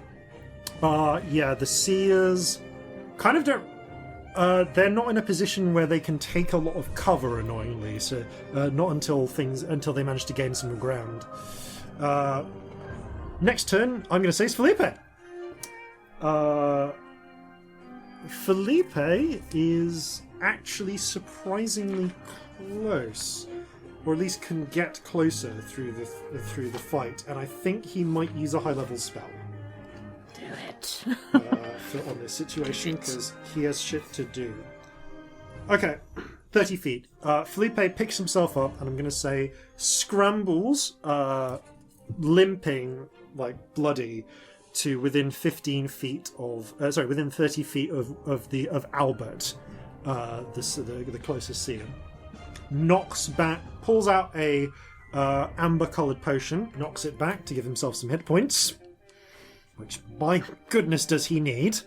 Taking him up from 1. Yeah, I thought that Jesus. might be the case. And goes, not a bad strike. Why don't I show you what I can do? Grasps a hand as he gestures, and a sort of black glove forms around it. He punches, the glove goes out, flies through the air, and strikes the orc, who's going to need to roll a con save. Fuck. That's a 19, but it's still... So it's half, but it's half of 8d8 necrotic damage. Yes. It casts Blight. So which one is this? Albert, the closer of the two. Yeah, not rolling great, but still 11. Oh, 19. Okay, 29 halved to 14, but still 14 points of damage to Albert, who's not currently taken any hits yet. You do not... We don't know. You don't know, is the answer. You actually have genuinely no idea. But his eyes still glowing. There's a moment as he kind of... as black ichor starts to spread through his veins, and he has to cough and shrug it off. Looks up, and you hear the doubled voice go, You're going to regret doing that, my friend. But the glow in the eyes remains steady. We're going to kill the Patreon NPC. Yep. The Patreon NPC is currently a tactically important element right now. I'm sorry. They were fun. Oh, you don't We have to be wanted sorry. to involve them. Which brings us to Celestia. Celestia, you are now 70 feet from Albert, and actually, because Bertolt moved forward, 100 feet from Bertolt. Okay. And there are still a number of confused people in the house, yeah?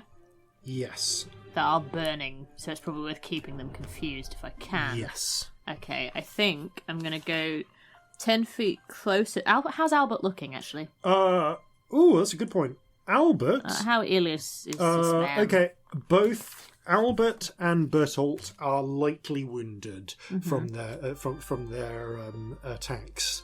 They're not the people chosen to bear this vision were picked for being fucking tanks. Yeah, that makes sense. Okay, I think it's worth having a confusion for another round. Yep. At this point. So I'm not going to do something else. I'm so low on spells, gang. I have 4 spells left. And I'm going to look at Albert. Mm-hmm. I'm going to run 10 feet closer to Albert, so Got I'm it. 60 feet away. Yep. Sorry, that is important. Yep. I thought you might. Yeah. Try and find some more cover if I can, frankly. Frankly, you can take cover of a sort as you're getting close to there are crates and things still left around that you can use as cover. Yeah. So you've got at least half cover through a lot of this, but as you're getting closer towards the front, the cover starts to be the press of bodies. Okay, cool. You are also, it is worth mentioning, now 30 feet from Felipe. Yeah.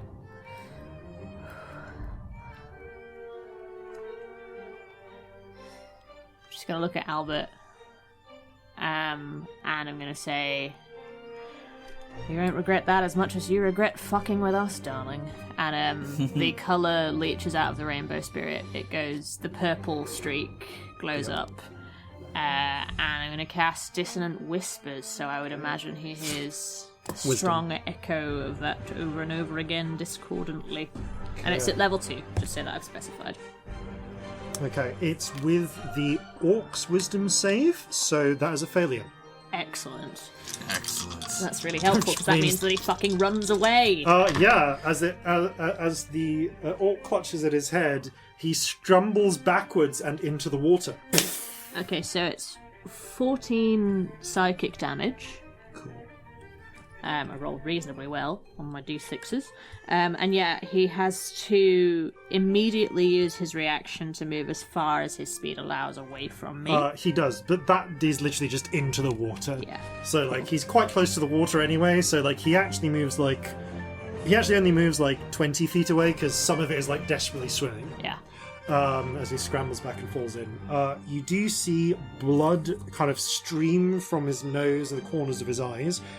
He's looking moderately wounded now, but it's not quite it's not quite serious yet. He's his eyes are bloodshot, and he's not still glowing and not looking happy. He's kind of treading water. It's really getting annoying from the perspective of him trying to actually see things on the battlefield. Yeah, of Corzin, Scamp, and Felipe. Who can I get within 60 feet? Within 60 feet, not Corzin. Corzin's too far away. You can get Scamp and Felipe. I think I will do that. So the Rainbow Spirit has just gone purple and sort of honed itself down to a point and headed for that guy. He's fallen off the boat. It comes back. The rainbow all comes back and it glows up everywhere, hair, veins, all the rest of it. And yeah, 11 more temporary hit points, because I believe you've lost all of them, as far as I'm aware. Not for Corzin, unfortunately, but for Scamp. Okay, and you can move if you wish. Yeah, and for Felipe as well. And Felipe can move if he wants to, using his reaction, as can Felipe you. I imagine you'll probably want your is. reaction, but up to you. Well, I've run out of things I can do with it because I've spent everything. Yeah. But I don't actually know where it's useful to go, so I might just stay where I am. Yeah. And then cover if I can help it, as I say. Okay. All right, let's carry around to the end of this round, and then maybe I might take a mid-battle break. Because I feel like this is a climactic one, one way or another. You'll be decided. Okay. Yeah. So that is Celestia's go. Yeah, it's me done. What are her priorities? She wants vengeance. She wants vengeance. I think I need to make this a wisdom check.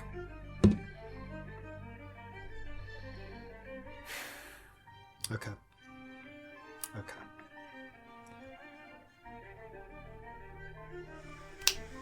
Casts a spell. Eep. And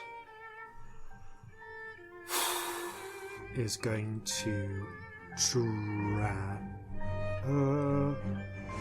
Oh boy, cast a spell and looking at where things are. Corzin, you kind of vaguely hear someone barking orders from inside the smoke. And that's, I think, all they're going to do this round. Can I hear what they're saying? With your passive perception, yeah, you hear a woman's voice call out. Full retreat. Administer potions to the people on the ground. Administer potions on the ground floor. Get us out of here. And actually, no, she sees what's been happening. They're all pretty fucked up. They're out. What's her guesses? Her guesses would be them. Gonna change what she did. Sorry, that's, yeah. And Celestia. What level is confusion? Level 4? Yeah. Okay. You feel your confusion snap. It's been dispelled. Yeah, fair enough.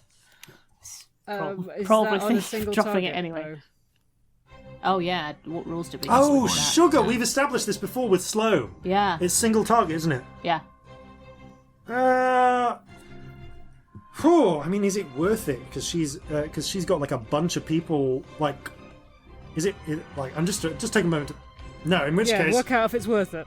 It's not worth it. Then she's going to cast a different spell. Your confusion is still up. I forgot that. No, Sorry. it's all right. We established it so long ago. This is one of that the- decision Don't for worry. this campaign. We did make that for this yeah. campaign. Honestly, this is an additions thing. In 3rd edition, you dispelled a 20-foot cube, and sometimes I get wrong addition.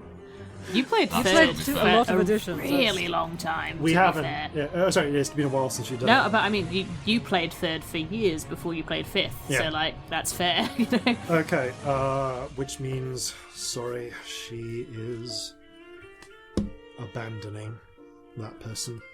They do. She does. You do still hear her call out the order, but she's leaving them to their own at this point. She can't afford to risk you killing you killing any more people, her included. So Echo takes her action. None of you know exactly what it was. Do I get a sense that she's still on the floor that she was on? You don't know. You've run around the side of the house. Right. Yeah. You can't see into it from this angle. But that is what you've done. Scamp. Oh boy.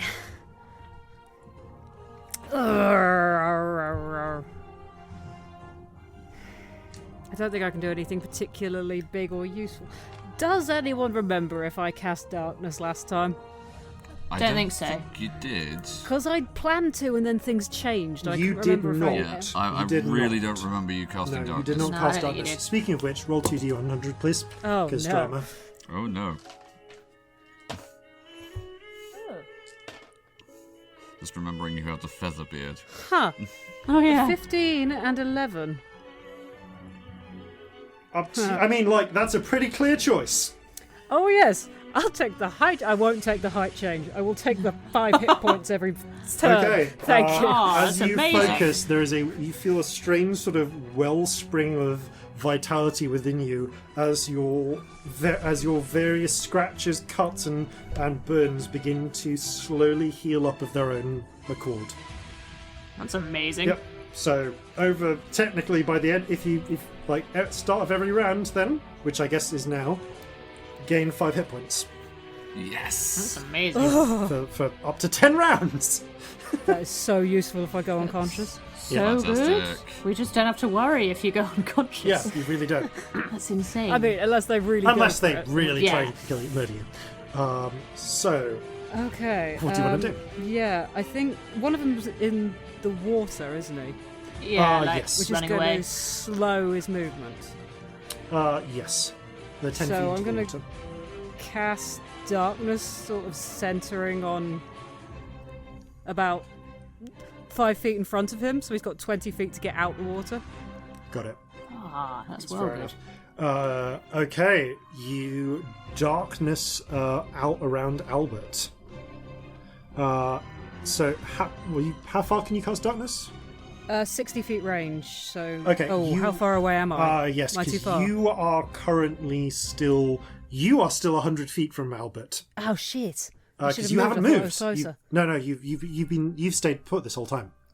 Yeah, I thought he was closer than that. Bugger. He's closer to Celestia, but Celestia's been Yeah, moving. he's like Yeah. 60 feet from me, but Oh, I'd fucked have off. used my reaction to move closer. I but mean, do we want forgot. to backdate that because you were operating on false information? So I'm happy to let you. have That is used my mistake, though.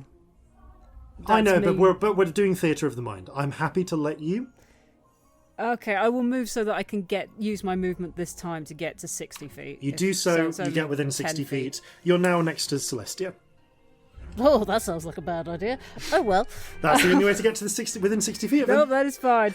I will cast darkness so that he's got a bit of a nuisance and can't see. The darkness swirls and covers the area. Hey, darkness potentially spares us a round or two.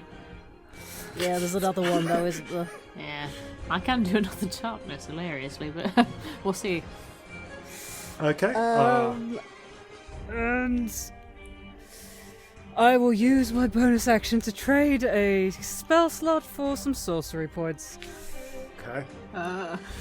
I can do it in both directions, but I feel like bending fate might be more useful than anything right now. That is fair, yeah. Yeah. We're at the end of the metaphorical dungeon. Okay. Group 2. It's only 3, but I get 3 back. 2 people get to roll confusions. Yay! Woo! Okay, Harry again rolled a 9, but bad luck to Johnny, who rolled a 4, which I'm pretty sure is blather incoherently in a burning building. Johnny's having a shit day. Yeah. Sally, the other bodyguard, seeing this happen, has just been given some orders. Johnny's not looking great, but she's heard that the people on the ground floor are dying. So she is going to... You just hear, like, Corzin, as you're running around, you're the only one who can hear this, you just hear go, "I'm sorry, Johnny, I gotta save someone else. Step out of it!" Runs downstairs, uses her action to feed someone a healing potion. Okay. So that brings one person back up in time to avoid their death saves. Doesn't get them out of the building though. So both of them then both proceed to take fire damage. Okay, so I could send them back down again. These are good healing potions, and it's only 1d4 right now, but it's still enough to fuck up anything with concentration they might do, and it's still not something to be happy about. That's a point actually. At the start of each coming round, in initiative 20 each round, I'm going to roll for house integrity. Ooh, fun. Because at this point, we're hitting a point where the house might just collapse. Enough structural damage has been done. Yeah. Like, it's Anyone gutted. do a little bit more structural damage? I mean, it could be more on fire. I mean, it's on fire, but you're right. It could be more on fire. A little more on fire. I like this house, but When I it's planned not this quite... encounter, I somehow forgot about the existence of Fireball. I don't know how, but was prepared for earth elementals punching through walls and stuff. Okay. Harry and Pork are just going to get the fuck out of Dodge at this point. So they'd gotten out. Did I give them that spell? I'm just checking. I did not give them that spell. Okay. I know what spell they're going to use. Both of them cast 2 spells. As one of which you hear, Corzin, you hear some footsteps desperately running with running, clap, clap, clap, and then a sort of by what you guess would be another casting a flicker step from them. They are just trying to put some fucking distance. Okay, do I see them cast it? No, not this round, because you can't see it. You're like, next round you will get round the house. But mind you though, you don't see them cast it, but you do see, because they're running straight away, 60 feet from the house, and thus kind of like 75-ish feet from you, because Pythagoras. Let's call it 70 feet for convenience. You do see 2 invisible, translucent figures running for their lives. Ooh. Oh, okay. Yeah, no!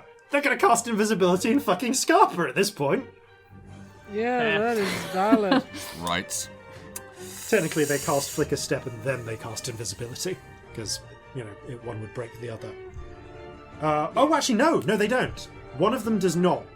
So you see one visible figure, one invisible figure, because he ain't dropping that Earth Elemental. As far as Harry, she ain't. As far as Harry knows, that Earth Elemental is still up and fighting. Yep, fair. She has no reason to expect it to be down right now. Fair. So so you see one visible, one invisible. Okay. They need to be within 60 feet of me for me to try and follow their magic, but that does give me an idea on what I'm going to do next time. Okay, so confusion resistance 16 doesn't shake your confusion from that one. Or that one. 2 figures are still confused. So both of the figures on that from that group are still confused. How many of my original 7 are still confused? At this point, 4 are still confused. Okay. And we will get to the consequences of that at the start of round 3. Because we've been going for two and a bit hours at this point. After these, no doubt important messages. I sure love living in New Oldmark, and one of the things that I enjoy about living here is knowing that my home and hearth are protected by New Oldmark Home Insurance. New Oldmark Home Insurance covers your home for almost any eventuality. Rust, shoddy workmanship, acts of the Regent, liking, rating, sharing and subscribing to Flintlocks and Fireballs. Everything is covered in one handy insurance policy. New Oldmark Home Insurance. You're in safe hands. And welcome back. So, top of the round. Let's roll some confusion. Yes. Hey. So round 3. I can't see these people, can I? No, they're all in a smoking building. Yeah, I wanted to double check that there weren't any that were visible. No.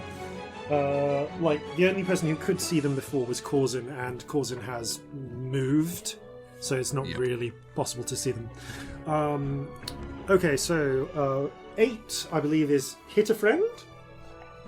Right? Let me check. Sorry, I wasn't on my page. Yes. Yes, okay. A random creature, so a friend, because it's not near. Yeah. So Smith balls up a fist and makes a solid punch at Paxton, which, because it's a fist, really misses. It's probably a wizard's fist as It's well. a wizard fist, yeah. Oh, that's like a scamp you- fist. You faintly hear, get off me! Get off me! As they're scrambling through. To the one, you just hear incoherent screaming as one person sinks to their knees, screaming. Excellent.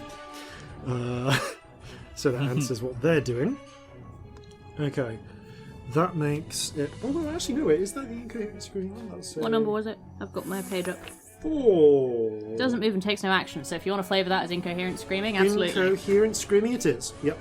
So, I wasn't sure. I couldn't remember which one was the random direction. That's a 1. Oh, random direction is a 1, yeah. Okay, so the 2 confused characters have acted and in a confused manner, which means their friends are going to have to drag them out. Oh, which slows them down. Yeah. Half speed, isn't it? They need to make a decision about who to save. Oh, no. Oh, I feel bad for them. I feel so bad. Celestia doesn't, though. Okay, No, she probably would if she knew this aspect. Paxton gives a shout to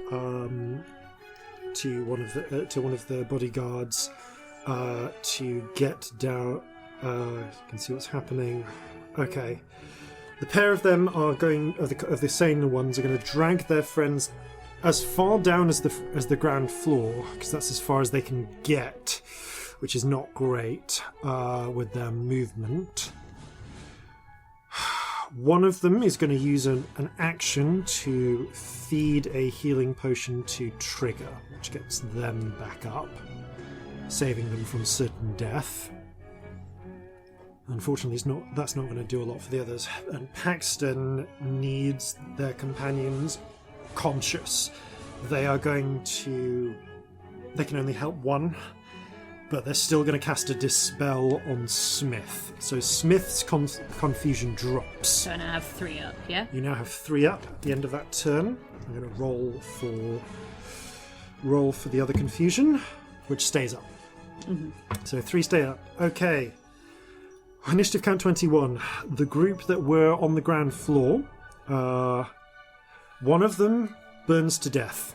Oh, Auto fails their death. Actually, no, technically, they might make it, because they make their save at the end of their turn. Brick and Trigger are both conscious now. They're going to do the hero thing. They're going to spend their action to dash and drag their 2 unconscious bodyguards out onto the pavement. Do they have the action to feed them potions? They might. Not if It's we're working out. dashed. Not yeah, if they feeding dash. somebody No. a potion is an action. No, so it's an action. I'm working out their movement. Alright. They lose. The problem is it's 15 feet to the door. They spend 15 feet of movement getting up. You're halved in your movement when you're pushing. But they're wizards. They both grab their friends, cast Flicker Step, and move 15 feet instead of 30 out the hole. 15 feet instead of 30. Flicker Step allows you to dash as a bonus action. No, but It's 15. You move half speed when you're dragging someone. okay. Oh, I thought you were saying that they move less because of the spell. No, You worded no. that The spell. Sorry, confusingly. the spell. They pick up their friend. They stand up, pick up their friends, move them 7 feet with the rest of their movement. Use their bonus actions to cast Flicker Step, which with the extra weight only puts them just outside the flaming building into the back street, and with their actions will save their friends' lives with healing potions. So Flicker Step is a bonus action. It's basically reflavored Misty Step. Ah, cool. But it's not teleporting, so you can't teleport through things. You can only That's go. fun. You can only move in a direction that you would normally be able to move. Cool. Yeah, it's a useful tactical option for mages to have, and I didn't want to completely take it out of the game. But I that's also cool. wanted to preserve the sanctity of teleportation. I'm just being interested. That's all right. Yeah. Which means they don't take fire damage. The bad news is, oh boy, Smith. Yeah, Paxton and Co. only got to the ground floor from the second floor. So if the house collapses, they're all kind of fucked. Mm-hmm. Let's roll for Once whether the they've house fled, have they collapses. gone the way that we can't see? They've gone out the back. Yeah. Oh, The but ones that were Corzin fleeing. will be able to see. Corzin will be able to see them Yeah. on his turn because he's about to come around the corner. Was Oh, either of fair those Echo? You do not see. It's hard to know which is Echo, but the two that you do see are a halfling woman with a wide hat and an invisible, huge, fat orc. Okay. Who we're going to call Pork. All right, let's roll for house integrity. With the roof caves in. There is a plume of smoke that billows up. Okay, well, I'm going to roll the crushing damage. There is a small chance they could survive it. Group 1 is still in the house, unfortunately. So those 4 people might be killed and they might be trapped. They do each get a save to try and escape this. At least, or avoid being pinned. So...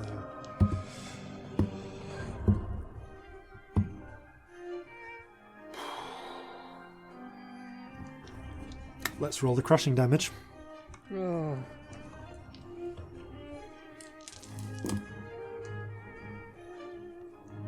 I mean, they're not okay, impressively, they are not killed instantly.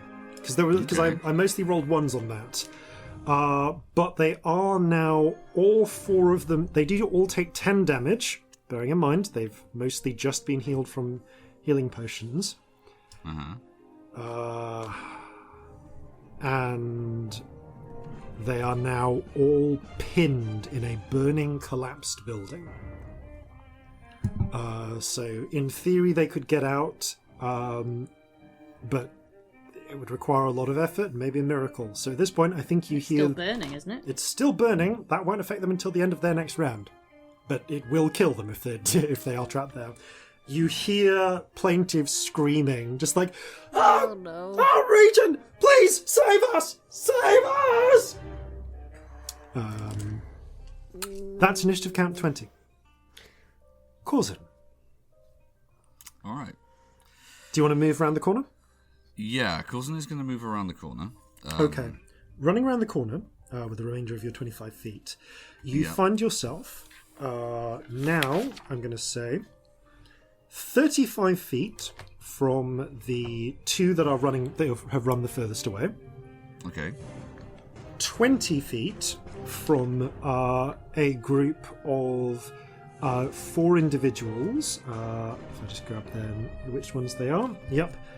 from a muscled human and a twitchy-looking halfling, as well as their two humanoid bodyguards, looking back in horror at their friends who are trapped under rubble in the collapsing, burning building on the ground floor, almost at the door, but didn't quite have the movement to get there because they were too confused and wanted to try and save their friends. They are looking horrified. They're all visible to you. They're 20 feet away. You can see an invisible figure, probably about 15 feet from you, like halfway down the road, running. It's a human woman she hasn't had time to change her form. You recognise her as Echo, who clocks you the moment you appear. And that's everyone you can see. The four who are there just turn upon seeing you, and I think at this point, the two soldiers who are carrying muskets just throw them to the ground, stick their hands up. Look, please, we surrender. Just save our friends. Smart. Right. Is Echo still running? Yeah, Echo. Well, I mean, Echo hasn't come around to action yet, but she is at this moment. You caught her in this moment of running. Okay, what I'm going to do is I am going to call out to the two retreating figures on the one side. Come back here or you're dead. Simple. And, yeah. I am going to, on Echo, if she's still moving, yep. I'm going to use my bonus action to cast Slayer's Prey. That doesn't actually do anything immediately, but it does mean that if I do damage, I do extra damage. That's not concentration, is it? It's not, and I've made a specific thing about that because good. it's not Hunter's It's not. Mark. It's not. It It's is your not passive Hunter's ability. Mark. Can't afford for it to be concentration. Yeah, no. I did look this up. I assumed you had, but it's the sort of thing I do, so I thought I'd check. I'd want one of You've you to got check ask. in with me. You do have to ask. Yep.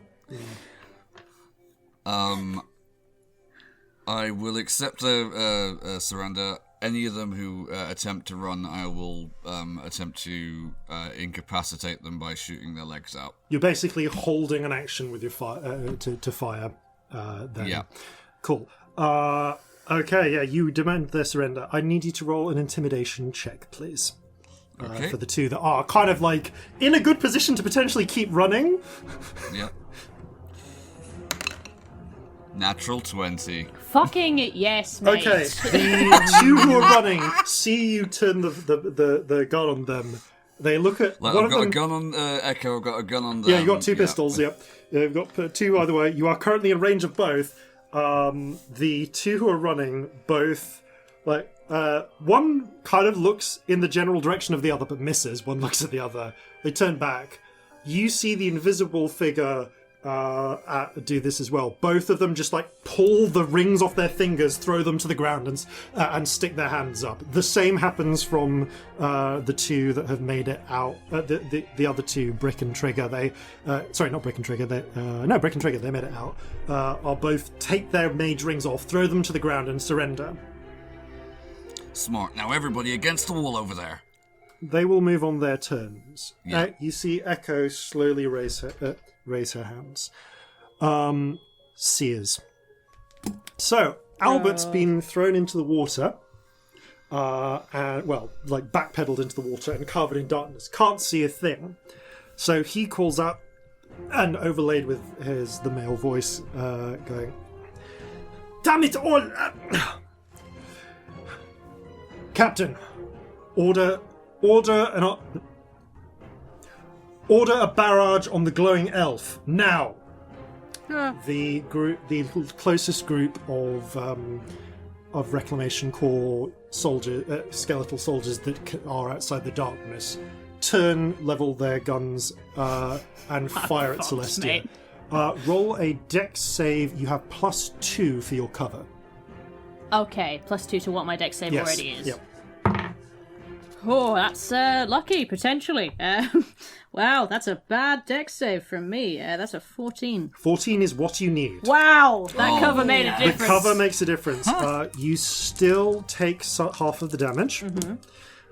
which may have an effect on any concentration you have, which I think is just confusion. Yes, yeah, I do have confusion. So it becomes 13, 17, 26, half to 13 points of damage and a concentration save, please. What is the DC of concentration? I always forget. 10 for this, because it's half the damage. Okay, I rolled a 14, it's fine. You hold it, you pull behind, a couple of bullets rip through your flesh, but they're all glancing wounds. So you are knocked down by the firing squad. I'm Berthold... not knocked down by the firing squad, am I? Sorry? I'm not knocked down by the firing You squad. are not downed by the firing squad. Sorry. I heard knocked down, and I was confused. No, you are not downed by the firing squad. Right, there's very similar phrases. I'm going to scramble around on the floor for my pencil now. Sorry for the weird noise. Berthold, who still has their glowing eyes on the prize, calls out, overlaid with the female voice. Priority target, mage. Coordinates, 48.32. 45.43. Fire. They can still see Felipe, and a barrage comes down and strikes the area where he is. So, time to roll dex for Felipe. Okay, good news is Felipe makes the dex save. The bad news is it's halves the damage from like a lot. So. From a fuck ton to quite a lot. Yeah, it does. Okay, so that's 23 for the first half. Okay, so 36 is halved to 18. That is enough to down. It's my Felipe. turn soon, so I might be able to fix Oh wait, that. no, 18. No, it's not, because you gave Felipe 11 temporary hit points. Yep, he has 11 temporary hit points. Oh my god, is that what makes the difference? That's so exciting. Yes! Fantastic. It really is the difference. 11 whole hit points for Felipe. Felipe at the moment when dives out of the way, and as a piece of shrapnel goes straight towards his eyes, there's like a flash of rainbow, and he pulls his head out of the way just in time that it only grazes him across the temple on its way past. Thank you most kindly. He weaves... No problem. Taking credit for that. Fuck off. You're here from in the middle of soldiers somewhere. Weaves his hand, and 3 searing bolts of flame arc out and strike into Berthold. Actually, no. No, he's got pretty good to hit. 3 strikes on Berthold, one of which is a crit. What? Hey. That's so exciting. So 6. I love NPCs doing well. It makes So me really good. happy. 14, and the last one crits. Ooh, crits to 16. So that becomes 30 points of damage. Fucking As yes. the 3 strike, Berthold is blasted backwards. The eyes flickering for a moment.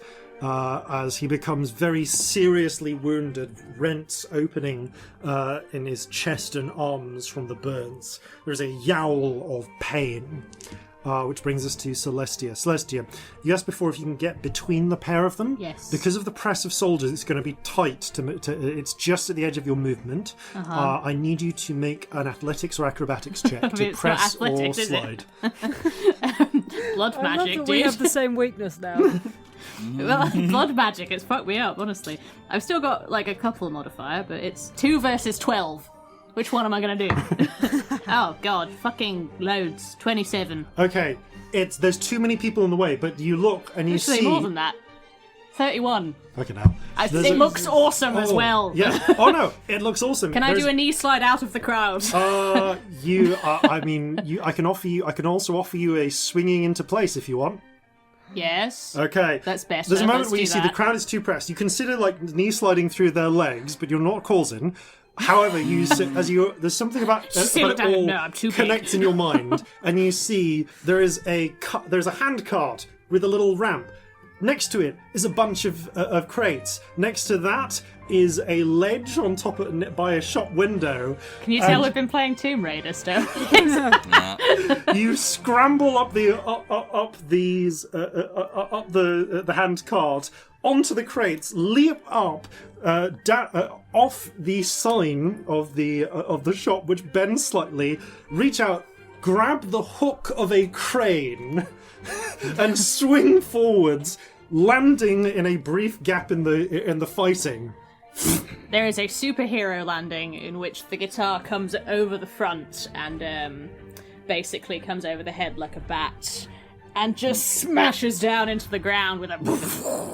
And I'm going to do a destructive wave. As it smashes, multicolored lightning strikes out of the sky onto the spot where you are and explodes outwards. What level is this? 6th. Does that mean I get an extra die? I think you do. It's a paladin spell, so it stops at level 5? Maybe I can't. I think it's stopped. I don't think it's possible to No, I level haven't this done up. it before. I'm making rules up because I've got it mixed up with lightning, which has extra dice for levels. But it does look fucking awesome. Yeah. So my first lot of dice is going to be radiant. Are you looking for... I'm actually just checking in case there, on the off chance there is, but I don't think there is. I don't have a spell card, but I don't There's think not. there is. Yeah. But, yeah, so the first lot of damage is going to be radiant, because just arbitrarily, that's not bad, actually. 10, 14, 17, 20 radiant. Obviously, I hope that there are zombies involved. I will pick any enemies within that radius. There are skeletal forces all around. Yeah. And this is thunder. Again, like, really not terrible, actually. 10, 13, 16, another 20. Ooh. That's really weird. Okay, as you strike, there are crackles of lightning that come out, but there's also just like a wave of sound. And it's because the rain's coming down, as it strikes down, it hits the wave, and like there's that superhero movie moment where you see like the raindrops scatter in every direction, creating a little dome around you. Yeah, that's how the cracks present. And the skeletons... Well, I mean, pretty much all the skeletons in a 30-foot radius are either shattered or flung away. And in particular, amongst that, you see 2 bolts of lightning launch through the bodies of the 2 seer orcs. One as he flies out of the darkness. Both of them are flung backwards into the water, and you see the glowing lights in their eyes die. What, both of them? Both of they actually. Oh wait, Awesome. no, they both failed. That's 40 points of damage. They'd already taken a lot. That's enough to drop them both to 0. And Did I unconscious them both? regardless That's of whether so they're exciting. dead, that breaks the connection. So they land in the water. Felipe looks up and sees something you don't. Snaps a finger, dispelling the orb that was the scrying orb that was going to come forward and take advantage of his presumed death. Mm-hmm. Okay, that you have successfully foiled the seers. I love Felipe. I feel like it's awesome. Like, honestly, I want thank you. to propose to Felipe. Thank you to the patron that gave us Felipe. Yeah. He's been excellent. For my action, Also, I thank you for propose your to Felipe. patronage, obviously. But how many people are within 60 feet of me? What are my friends? Like dozens. But Is Felipe? Felipe is, I think, at this point the only one who is within 60 feet of within 60 feet of you. Sorry, Scamp is as well. Scamp I've as well. got temporary hit points still, though. Okay. I'm just thinking it might be worth it to try and keep Felipe up, to be honest. Yeah. Definitely. Because although he's down to his 11, the temporary hit points go first, so they don't count as. Yeah. So he would still benefit from them. Oh, I'm gonna use an inspiration, and yeah, she stands up after the destructive wave and just like rainbow flares out from her.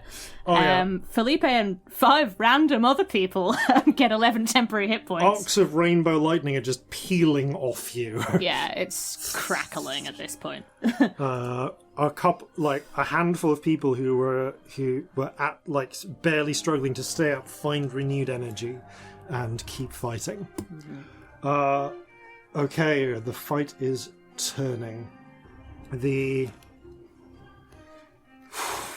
At this point then, Echo, invisible, raises her hands. Back with the others. Looks up at you through a lowered brow.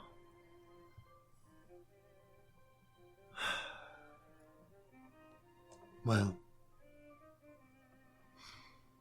She closes her eyes, sighs. And goes for a scroll in her pocket. You may roll your Bang. attack. Roll your attack. Holding that was such a good move. Yep.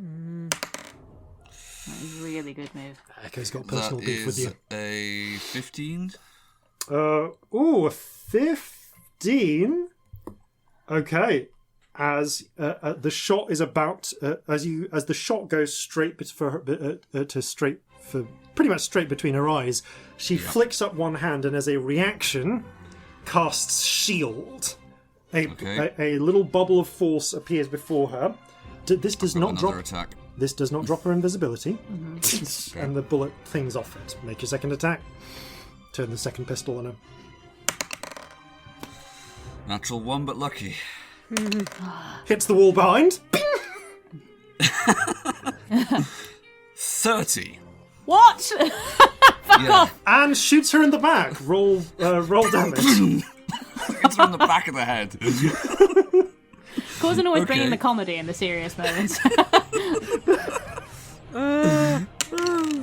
Oh, and I just created the damage as well, right? So that's 17 percussive with a further 1 for the 18 total.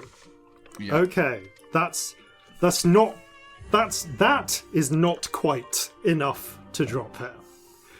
It's very nearly enough. So I'm going to say that the shot shoots her right in the back. You see there's a moment of coughing, blood kind of washes out of her mouth.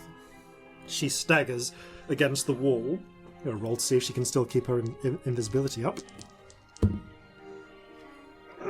She momentarily seems to almost flicker back into existence, but doesn't. She's hardcore. Yeah. This is for Alpha! And she flicks open the scroll, points it at you, and as the mage metals incinerate from the energy of the spell going through, and kind of just either sublimate or turn into fine powder or liquid. I've still got a reaction. Go Magic for it. uses Nemesis. Yes, do it. Okay, remind me how this works.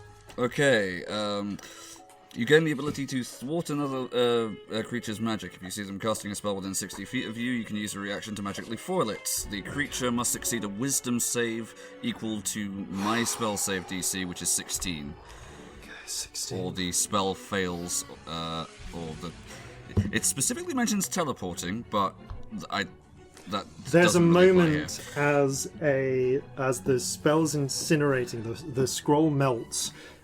A familiar orb of ice threatening to turn into a cone of cold appears.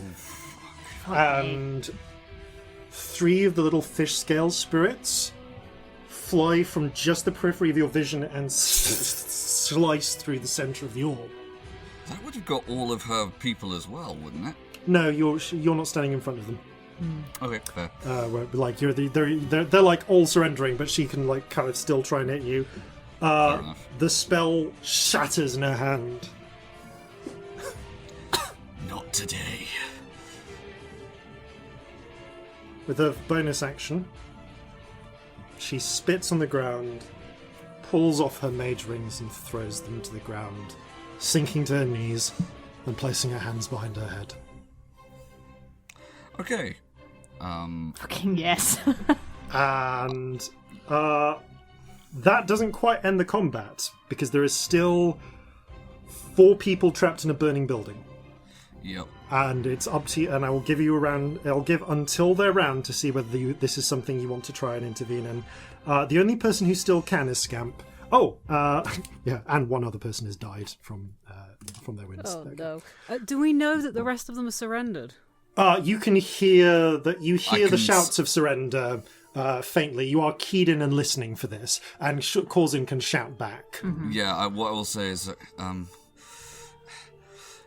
get a platoon of men over here now. They're surrendering. That'll do it.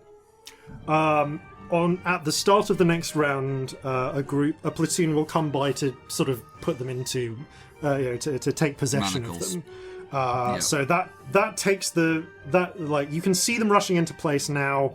By the time it comes around to Corzin's go again, Corzin will be able to leave from holding them all at gunpoint. Nice. as a group of riflemen run in and start leveling their guns at the surrendered mages. Okay. So yeah, Scamp, you hear the shouting, you hear the screaming of surrender, you also hear the screaming of, please, just get them out! We surrender, just save them! Lovely. They are still 60 feet from you. The whole burning, collapsing building is 60 feet from you, Scamp. Okay, and how many people are in there? 4. Well, I there's a see 5th, them? but they're dead. Roll a perception check. Oh wow. Tides is active, isn't it? So... No, it's not. Oh, it's not. Then I will use it. Okay. Fuck it at this point, yeah. It's a whole 12. You got hit points back as well. I am remember. never ever not taking proficiency in perception again. It's a Also, nightmare, innit? for the sake of drama, roll 2d100. Oh no. We're at the point where these discharge almost 13. immediately. What is with the ones? 13 and 50. I mean, No. neither of them are good. So, what do you Can I want? cast with the second one? You did not, unless you have the still spell meta magic. No, I mean you can cast non-vocal spells, but Oh shit. What's the range on confusion? it's a 20-foot square. How many people are around me? You're in the middle of a bunch of soldiers, running to and from the front. Well, we're not doing that because that will get people killed. Okay. So that is terrible. I mean, in theory, you could try and cast with the second one, but I'd need an Arcana check to manage it, despite what's I happening. mean, if it's verbal, it's verbal. It's verbal, it's verbal, isn't it? That's yeah. It depends. That- Yeah. Can you? You don't have any counter spells left, do you? I've got a 7th level counter spell. I mean, you Wow. can technically counterspell yourself, but that's up to you. I'm not even sure if I'm aware, and I don't think I can counter spell a surge. I mean, it Yeah. says you Yeah. cast it. It is your casting. But so, I would rule that you can counterspell it, but that's what you've got to do it with. So it's up to you. Worth it for a reaction, I would say. It's mean, not not the reaction, necessarily. it's the 7th level spell slot. Yeah, the 7th Yeah. level spell we might need, mate. I will say that this happens as you act. So if you want to take an action, it will come simultaneously with this happening. So you can get one last spell out if you want. If I can get a spell out before it happens, yes. Okay, it's happening will- it happens at the end of your spell, at the moment it's cast. So I'm going to use that 7th level, and I'm going to do an animate objects to get the debris off the unconscious people or the that's a injured good way people. to- okay, yeah. As Nicely you done. you panic, you turn, you cast the spell. Just as you finish saying, what do you say? I've no idea. It's you just What do we- get off! Yeah, it's more panic noises and wild gesturing. The panic noises and wild gesturing. Just as you finish, at the back end of it, suddenly Scamp's eyes roll back for a moment. They blink, and there's a brief moment where you're terrified. Celestia, as you look back, you're terrified Scamp has rabies because pink bubbles are just frothing out of their mouth down their pink feather beard. Oh, I forgot the beard. Oh no. Okay, still there. However, following your command, the burning rubble. I'm going to say that's enough to affect enough rubble to get up them. Pulls itself up and off the bodies it's trapped within. Enough to give them the chance to scramble to safety. There are 5 bodies. One is crushed and burned. They're not coming back. But the other 4, for the sake of rounding along, scramble to their turn, scramble to sit out, helped by their friends who are like in the process of surrendering, and just like turn to the rifleman like, we've got to get them out. We've got to get them. Just do it. No sudden moves. Like they pull them out. No sudden moves as you pull people from a burning building. Yeah. I mean, they also they're all wizards who've just thrown their mage rings on the floor. Like, Yeah. what are they going to do?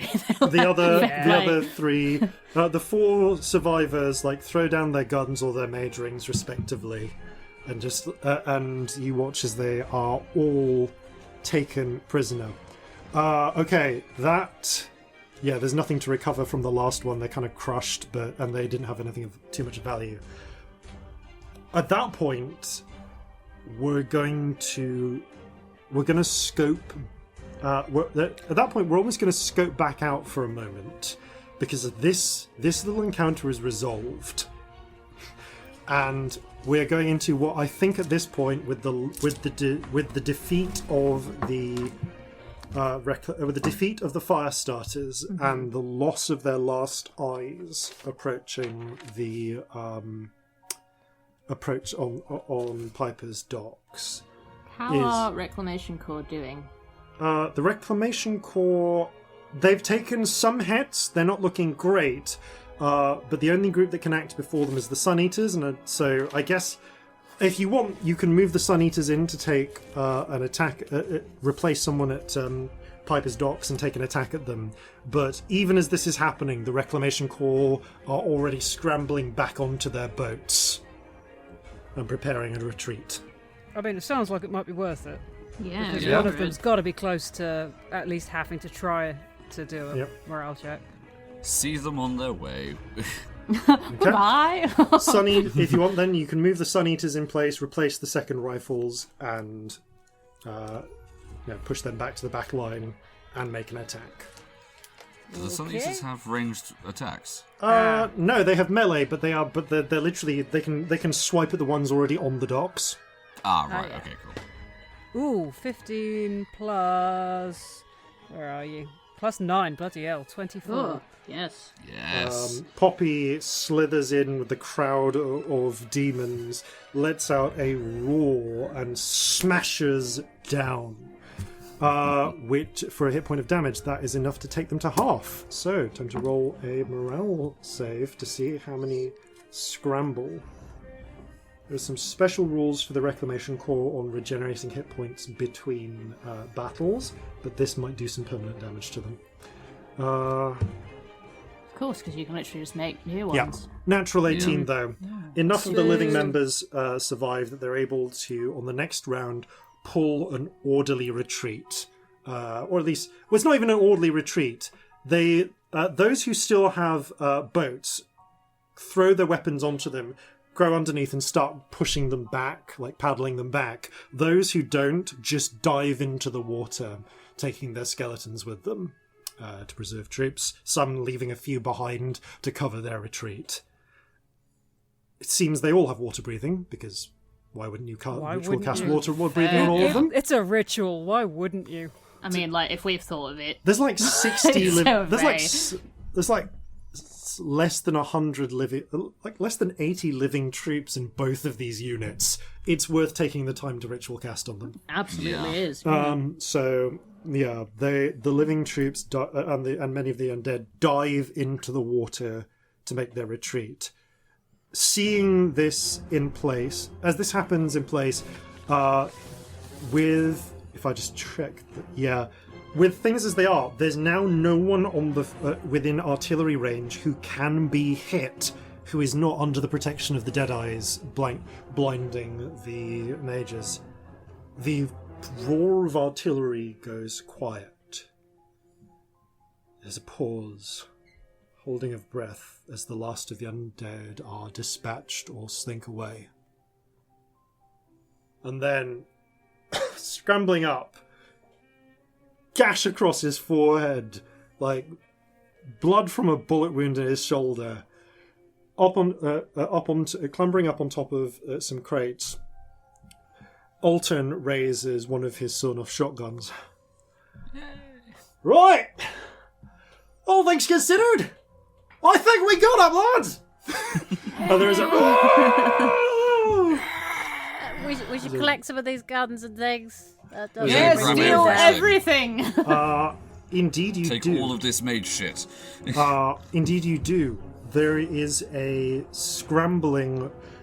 because you've called people in, so Corzin, you're able to kind of take first pick of some of this, but in fact, I think we take the time to kind of do a bit of this in an abstract sense. We'll cover the day after next time, but as the mages are disarmed and their companions with actually remarkably few fatalities from the Firestarter's standpoint. They have the good sense to surrender in the end. You come into possession of several bags of high-value magical scrolls. Oh, that's amazing.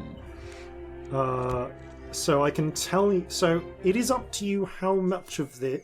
it's not entirely up to you.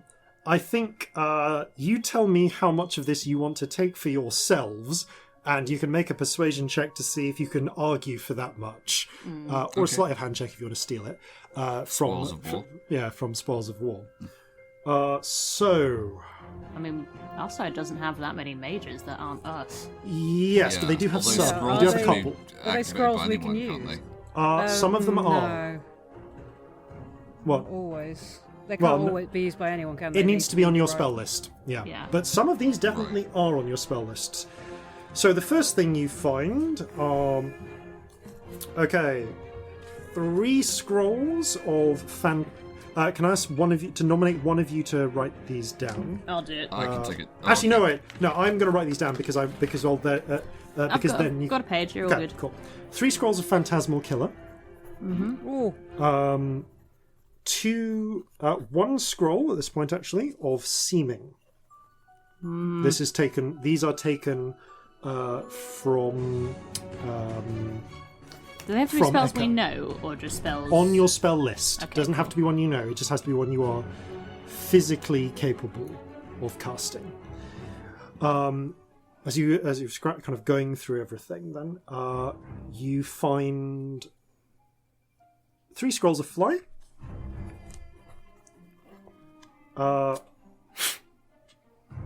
At this point, 7 scrolls of Web.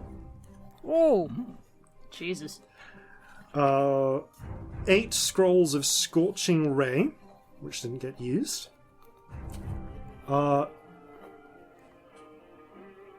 They didn't use 3 of their Cone of Cold scrolls, because each of the Firestarters had one. Mm-hmm. And obviously that was gone. It's gone. How many of those? Sorry. 3. 3 Cone of Cold. I've got them down, don't Yep. worry. I'm just checking. This would have been... Cool. 4 scrolls of Arcane Lock.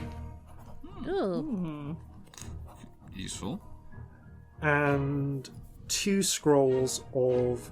No, 3 scrolls of Wall of Fire. Ooh. You also successfully retrieve, from those that didn't get used, 8 Greater Healing Potions. Oh. Yes. As people are pulling... A lot of people are kind of like keeping a steady watch, largely around the Deadeyes, ready to pull back out if they need to. But the clerics are running around providing what healing they can, which is kind of subsumed into the post-battle healing. As they've set up a kind of temporary hospital in Five Friars where injured soldiers being moved towards. You and Alton, as well as a couple of others, are gathered around the little hoard that has been collected together in a building, which is serving as as a sort of impromptu command tent for a moment. Has a minute passed? It has been a minute. Okay, the bubbles so are gone. the elemental isn't coming back. You do feel eventually the octopus release. Oh god, if that cone of cold had come off and that Good work there. bloody thing would have been That was pretty much what Echo was hoping for. Yeah. She was Yep. just trying to she had a fucking grudge That is against a good you. ability, mate. Yeah. Yes, It's so the first good. time that's actually fucking worked. I know you've done it so many times. You've rolled like so unluckily. Like it's just. I mean, it's great. Like if you can not hold it back, but yeah, you eventually the octopus releases, and there's just a vaguely crab-shaped collection of rubble, which you realise was probably taken from the structural walls of the house, and that might have contributed to its collapse. Yeah, probably. Yep. If they lived a little longer, then a water elemental would have come out of the bathtub as well. Oh wow. Okay. Another earth elemental out of the floor tiles, and I had a few more set up. So yeah, Alton is there looking it through. Oh, well, at least looks like these have. I'm not gonna lie, I'm getting reports in. We've taken some pretty nasty hits in places. Shit. Others we've pulled through. Some of the units have been. Well, I'll be surprised if we can get any of them to fight again. This is our priority from here is going to be getting the people. If we can get more recruits, great. But at this point, I think this has proved to us how much we need more arms. If we saw, Yeah. I think you were at the front. You saw how much longer the people with muskets could hold out than the people without. Yes. Yeah. we're That fucked. said, this at least is not a bad little haul to have. Yeah, look Nor- at all these. This one's fun. This one's nor- rubbish. This one's Nor are those fun. prisoners. This Those one's rubbish. bastards have been thorns in our side for too long. Yeah, Just and having a look through the scrolls. they're not easily oh. labelled actually, but Felipe is able to come and examine and tell you each one by a look. When he gets to the Right. teaming, I kind of look at Alton. Darling, if I could make a petition for that one, that would be really good. Because I think, it points at her hair, I think this is possibly permanent. Bloody hell! We I might- didn't really. Sorry, so my blood's up, and I hadn't really noticed. That's new? Yeah. You actually notice a lot of soldiers are like giving you very like awestruck and sometimes a little afraid looks. I bow with a flourish. Yeah, I wonder if Couple people of them lighting up the clap. room, but you literally do now. Thank you. I mean, just to clarify again, it's not permanent glowing, but it is permanent colour. Like, yeah. Rainbow hair, veins, etc. Yeah, so this might be permanent. So if you ever want us love to it. do infiltration, I fucking love it. It's amazing, but it's also a problem. And if you ever want us to do any kind of infiltration again, we're going to need that. I suppose we could get you a hat. Yeah. Yeah, Yeah, that'll that work. covers the veins. That is a bit of a problem. Yeah, these are a problem. The veins, like, they are kind of subtle, like in the way that on like your wrist you can see your veins in Yeah. blue. They're In in rainbow, theory, but it's you- still fairly obvious. Yeah, it's still fairly obvious. And the eyes are opalescent rainbow, so like, yeah. I mean, I guess you could do some dye for like the hair, but yeah, that's a I don't think it'll think it will stick. work. right. Excuse me, will dye work? I just turned to the rainbow spirit. Not that I'm planning on it, but just I have arbitrarily. no idea, darling. I just have this feeling that wouldn't work. Well, regardless, so listen, you've you got a took- rainbow friend, and your hair's gone rainbow. Yes. Corzin's got an octopus friend. Is your hair gonna go octopus? No, I was Ambivalent. going to say, am I going to grow 4 extra limbs? Ambivalent Octopus looks at you solidly for a moment. Wait, no. I fucking love you now you can talk. You're so fun. I've say already so? got like more eyes than I can count. That's true. Creepy. Some of right, these, I was gonna say, these yeah, scrolls sound you've- really fun. Just you've- saying. You yeah, I'd definitely love earned one some of of those. them. Like I you, point at the phantasmal killer ones. you took needless to say, you took these bastards down well enough, and I'm only too happy to put them up. What do you do with the other one? What other one? You said you sent them off to a prison somewhere. I can't remember if you told Alton where you actually sent the surviving member of the. We will tell you when we're not in the street. Yeah, Right, that's fine. Classified information. No, We will fine. tell you, but it's not information for here. Yeah, that's She fine. says with loads of people still staring at her. etc. That's fine. We'll work that out later. Just maybe we can put them there. Otherwise, I'll set up a garrison as needed. Now, yeah, I mean, you took them down. You, from my eyes, you're clearly entitled to some of these. Captain Sook. Also, we're probably going to use them helping the cause, to be honest.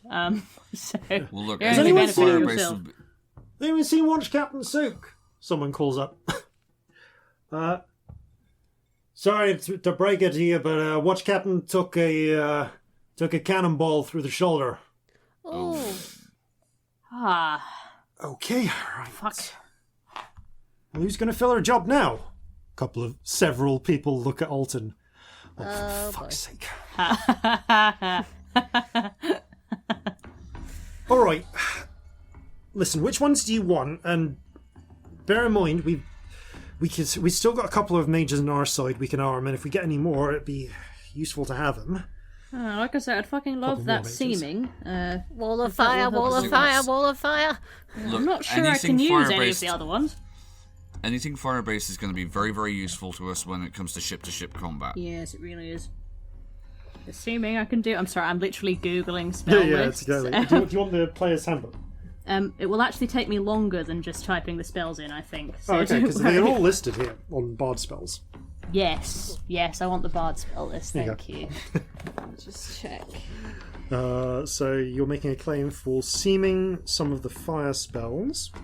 Wall of fire. Wall of fire. Yeah, definitely. There's also the Scorching Wall of Ray. Fire. Mainly wall Don't of fire because think it I can stays do up. any of the other ones. I think seeming is the one that I can do. Okay. You can't do Phantasmal Killer. No, it's wizard. I checked. I thought you'd be able to. interesting. No, fair I enough. assumed it would be bloody bard. I mean, I know. come on. Yeah. I mean, I can would've do a thought couple so. of wizard spells, but it's not on the bard spell list. Yeah. And I haven't specifically taken it as magical secrets, so. Okay. So Cone of Cold. So Cone Wall of of Fires. Cold.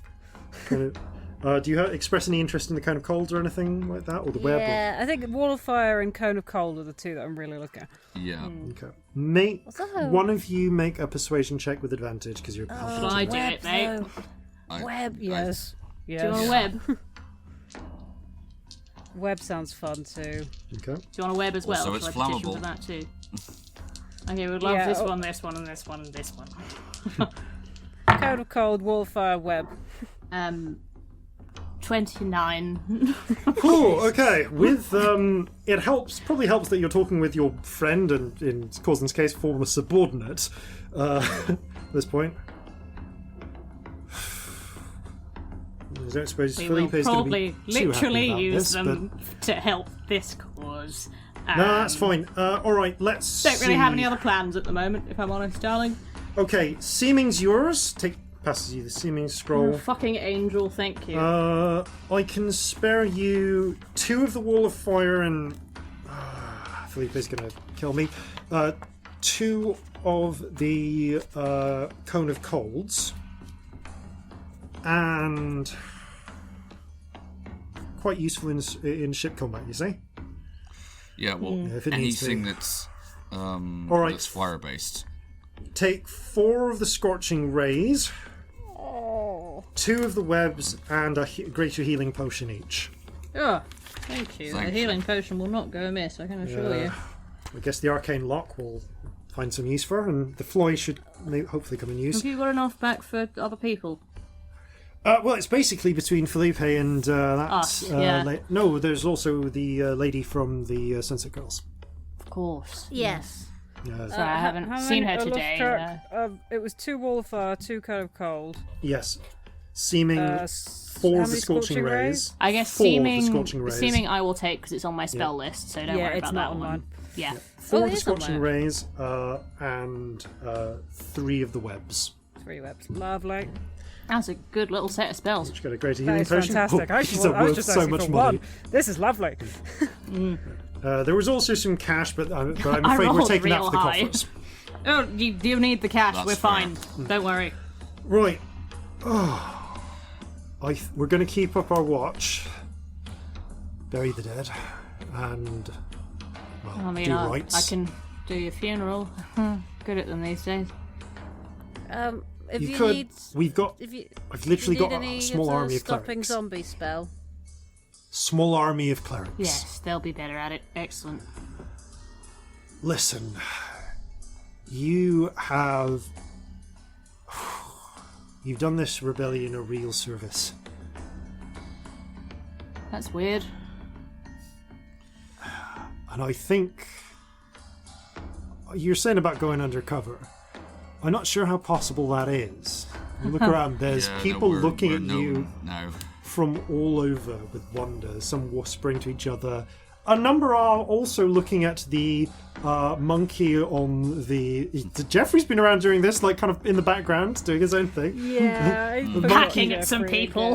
There's a monkey Take a on a shot. pug, covered, like Monkey sprayed on a with... pug. Fucking sprayed with... Both of them sprayed with blood, by the way. They've been busy. Blood and bone dust. We should get a little saddle for Jeffrey. Yes. Marjorie looks over. Oh, Marjorie, you look wonderful. It's the flattest damn look a pug has ever given someone. Like protruding bottom teeth and everything. Yeah. And... But yeah, people are looking over and all wonder. You can hear them whispering. It's like, heard that from the Kraken's Bane. Kraken's Bane, you see? I'm just gonna pull my hood up. That's going to be easy. Look at that one's hair. I do the opposite of pulling my hood up and just wave. There's other calls like, I've heard they know the bronze ball kicker. I've heard one of them is the bronze ball kicker. Well, that's ludicrous. Like, these are just like scattered rumours from all over. Like, when you go, there a thief amongst them? I heard thieves burn cities to the ground. Well, I'm glad we got one on our side then, aren't you? Wow. Sorry, I'm still living through Vasilis's... the legacy Vasilisa has given you a bit here. In this case, it's true. Only in this one case. But yeah, there is... at this point, yeah, I'm just going to say... Alton grins a little and goes, well, we can see one way to get myself out of the ball... get myself out of the spotlight. Calls out, everyone! 3 cheers No. for the heroes of the River Hound! Hip hip! Hooray! Hip hip! Hooray! Corzin, if you've got a silence left. Hooray! Now everyone get back to work! This is so I don't think it would weird. have done any good.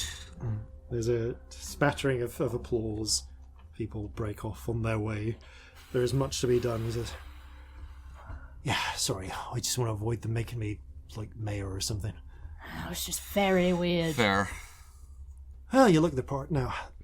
Thank Anyway. you. I feel amazing, honestly. I think in about an hour I'm going to feel terrible, but right now I feel no, incredible. you're going to crash. And you should I feel crash. great. I feel so good. According to the I feel reports like I've just every been getting. 6 seconds I've been regaining, like... Hold on a moment. Holds up his hand. Received, understood. Return, report back. What was Okay. that? What's happening? Is something Good news. terrible happening? No, More good news. emergencies? The naval skirmish is over. No serious damage on either side. Now that they've not got no chance of really carrying on with the fight. Sounds like you'll be able to sleep back in your ship tonight. Oh, Regent. oh, my cat's on the ship. I'm going to hug her so much. Looking forward to that. She's getting hugged. I think we're gonna, as I said, we're gonna keep the watch up, but I think we all deserve a bit of rest. Yes. This crash is coming ever closer. Right. Claps you on the back, Corzin. Well then, Captain, Captain, go get some rest. Fair seas to you. you too. Let's see you later. And you make your way back towards the docks to receive the returning Kraken's Bane. People still like pointing, but less like a pointing and more like pointing as you go past. Corzin will wave at a couple of them. I wave at everyone. I hate it. Behind the eyes, there's nerves, but she's put on the Celestia front of like, yeah, fuck it, it's a show, cool. You pass You pass a few people along the way you recognise. Azra from the Dead Eyes kind of gives you a nod. She is looking a bit cut up, a bit covered in blood. She's clearly fighting at the front. As is a Dean, who you can see has like an arm in an impromptu sling. Judging from some of the blood leaking through it, he must have caught shrapnel from cannon fire. They're on their way towards the healers anyway. Yeah, on the way, if anyone looks really desperate, I do have a couple more inspirations and a healing spell. There's a couple of people who are flagging. You just like give them a nod. And I'll use up everything. And you just they kind of clamber back up. The as you go, I have spell slots left. Yeah, I've got one spell but 3 inspirations, so I can do that. You know, cast a little bit of healing. You do what you can. Azra, Adine give you a nod as they limp towards the healing tents. You pass Felipe, who's again like looking a little better. He must have gotten some healing magic, although he's still pretty roughed up. Arm around a handsome man and a beautiful woman. Excellent. It's like, good for him. This is not the first battle I've fought in. He looks up, gives you a wink. Wink back. You walk past a exhausted but relieved-looking Chelsea, who salutes you. Salute back. I return it. And finally, I message her, well done today. She gives you a nod and a smile. Thanks. Bookshop owner. Where's the finally, bookshop lady? Where's the bookshop lady? Is she You alive? do see, bruised, battered, covered in like soot and masonry dust, but alive, and holding a slobbering pug. You do indeed see the owner of the owner of the Puggish Publishing Company bookshop, Tabby Cobblebutter. She like one of her bottle glasses is a bit cracked, but she gives you a tired wave. Wave back. Inky goes with some interest actually at following Marjorie, who gives him like a flat look and pads on. The Spider-Man moment. Finger guns. Yeah. Inky like flops out of Tabby's face. Oh, no, come back, Inky. Wanders over, starts trying to sniff at Marjorie's backside. Marjorie like scuffs some dirt into his face. Oh no! Moves on. Marjorie is not interested in any of that. Marjorie's not actually a dog. Not Like, actually fair a play. dog. And Inky pads back, looks confused, and then pads back happily to his owner. And eventually, as the longboat comes out to greet you, you row back. You see the tired, perpetually tired, but very much so, looking form of Clara waiting at the docks to join you. I hug Clara. I give her a big hug. She hugs you back. Group hug. You get as it rows up, you see Suk Saran is waiting for her and you. You see a visible look of relief from her, and as you all get on, Saran's shoulders sag visibly, and you all, as you come up and reach the Kraken's Bane, each of you is reunited with someone. I mean, Corzin, Molly Molly embraces you tightly. Oh yeah, like bound into each other's arms. You can see the ship's taken a couple of smacks to the bow, but nothing too serious. A couple of glancing shots that should be easy enough to fix. The Celestia you stumble down to to find a huge lump of cat purring softly in your hammock. Hello, come here. Let me spoon you. Yes. And Scamp, I mean, for you, like, you come down to find Fighty, like, huge brother, like, hi. Glad you're still alive. Oh, same to you. We didn't really get into any hand-to-hand stuff, so... Yeah, neither did we. Everything was fine. It was totally safe at all times. Well, there's someone been waiting for you. Oh? He reaches behind, he calls out, Belle, do you want to bring him out? And you hear a voice, you hear the galley door open, and Belle comes out with a huge mug of hot chocolate covered in cream. I think this has been waiting for you. You are my favourite person ever. Don't tell Celestia. And as each of you embraces someone warm and comforting, and possibly very sugary. Yeah. The morning, you are able to get some sleep and some last bit of rest, or maybe you just hold your warm loved ones, loved sugary cream-covered ones, until the light of dawn event rises. On the 15th of Falling Leaves, 1798. Birthday! Corzin's 60th birthday. He made it to 60, though. Yeah. And Yay! that is where we will pick up next time.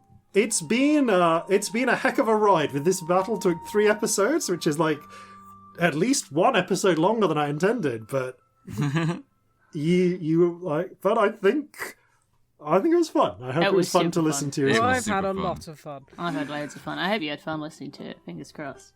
And he is hoping for something a little bit lower octane next Do you have time. any idea how long we're spending on Corzin's birthday next Oh time? my Because it God. could be the whole 4 Yeah. hours. Like, I don't know. Yeah.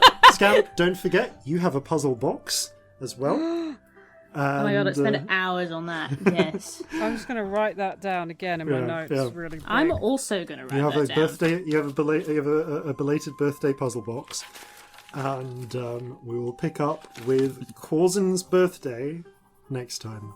So thank you all very much for playing. Thank you all very much for listening, and farewell from all of us here at Flintlocks and Fireballs.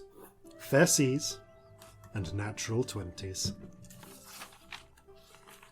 The final chapter of this fight, a bloom of fire, our foes take flight. And though it's rare enough to see, there's always time to show mercy. So gather your muskets, gather your spears, we'll plunder the shores of Calcinea. No kraken, storm or spell we fear, so come and sail with us, my dear.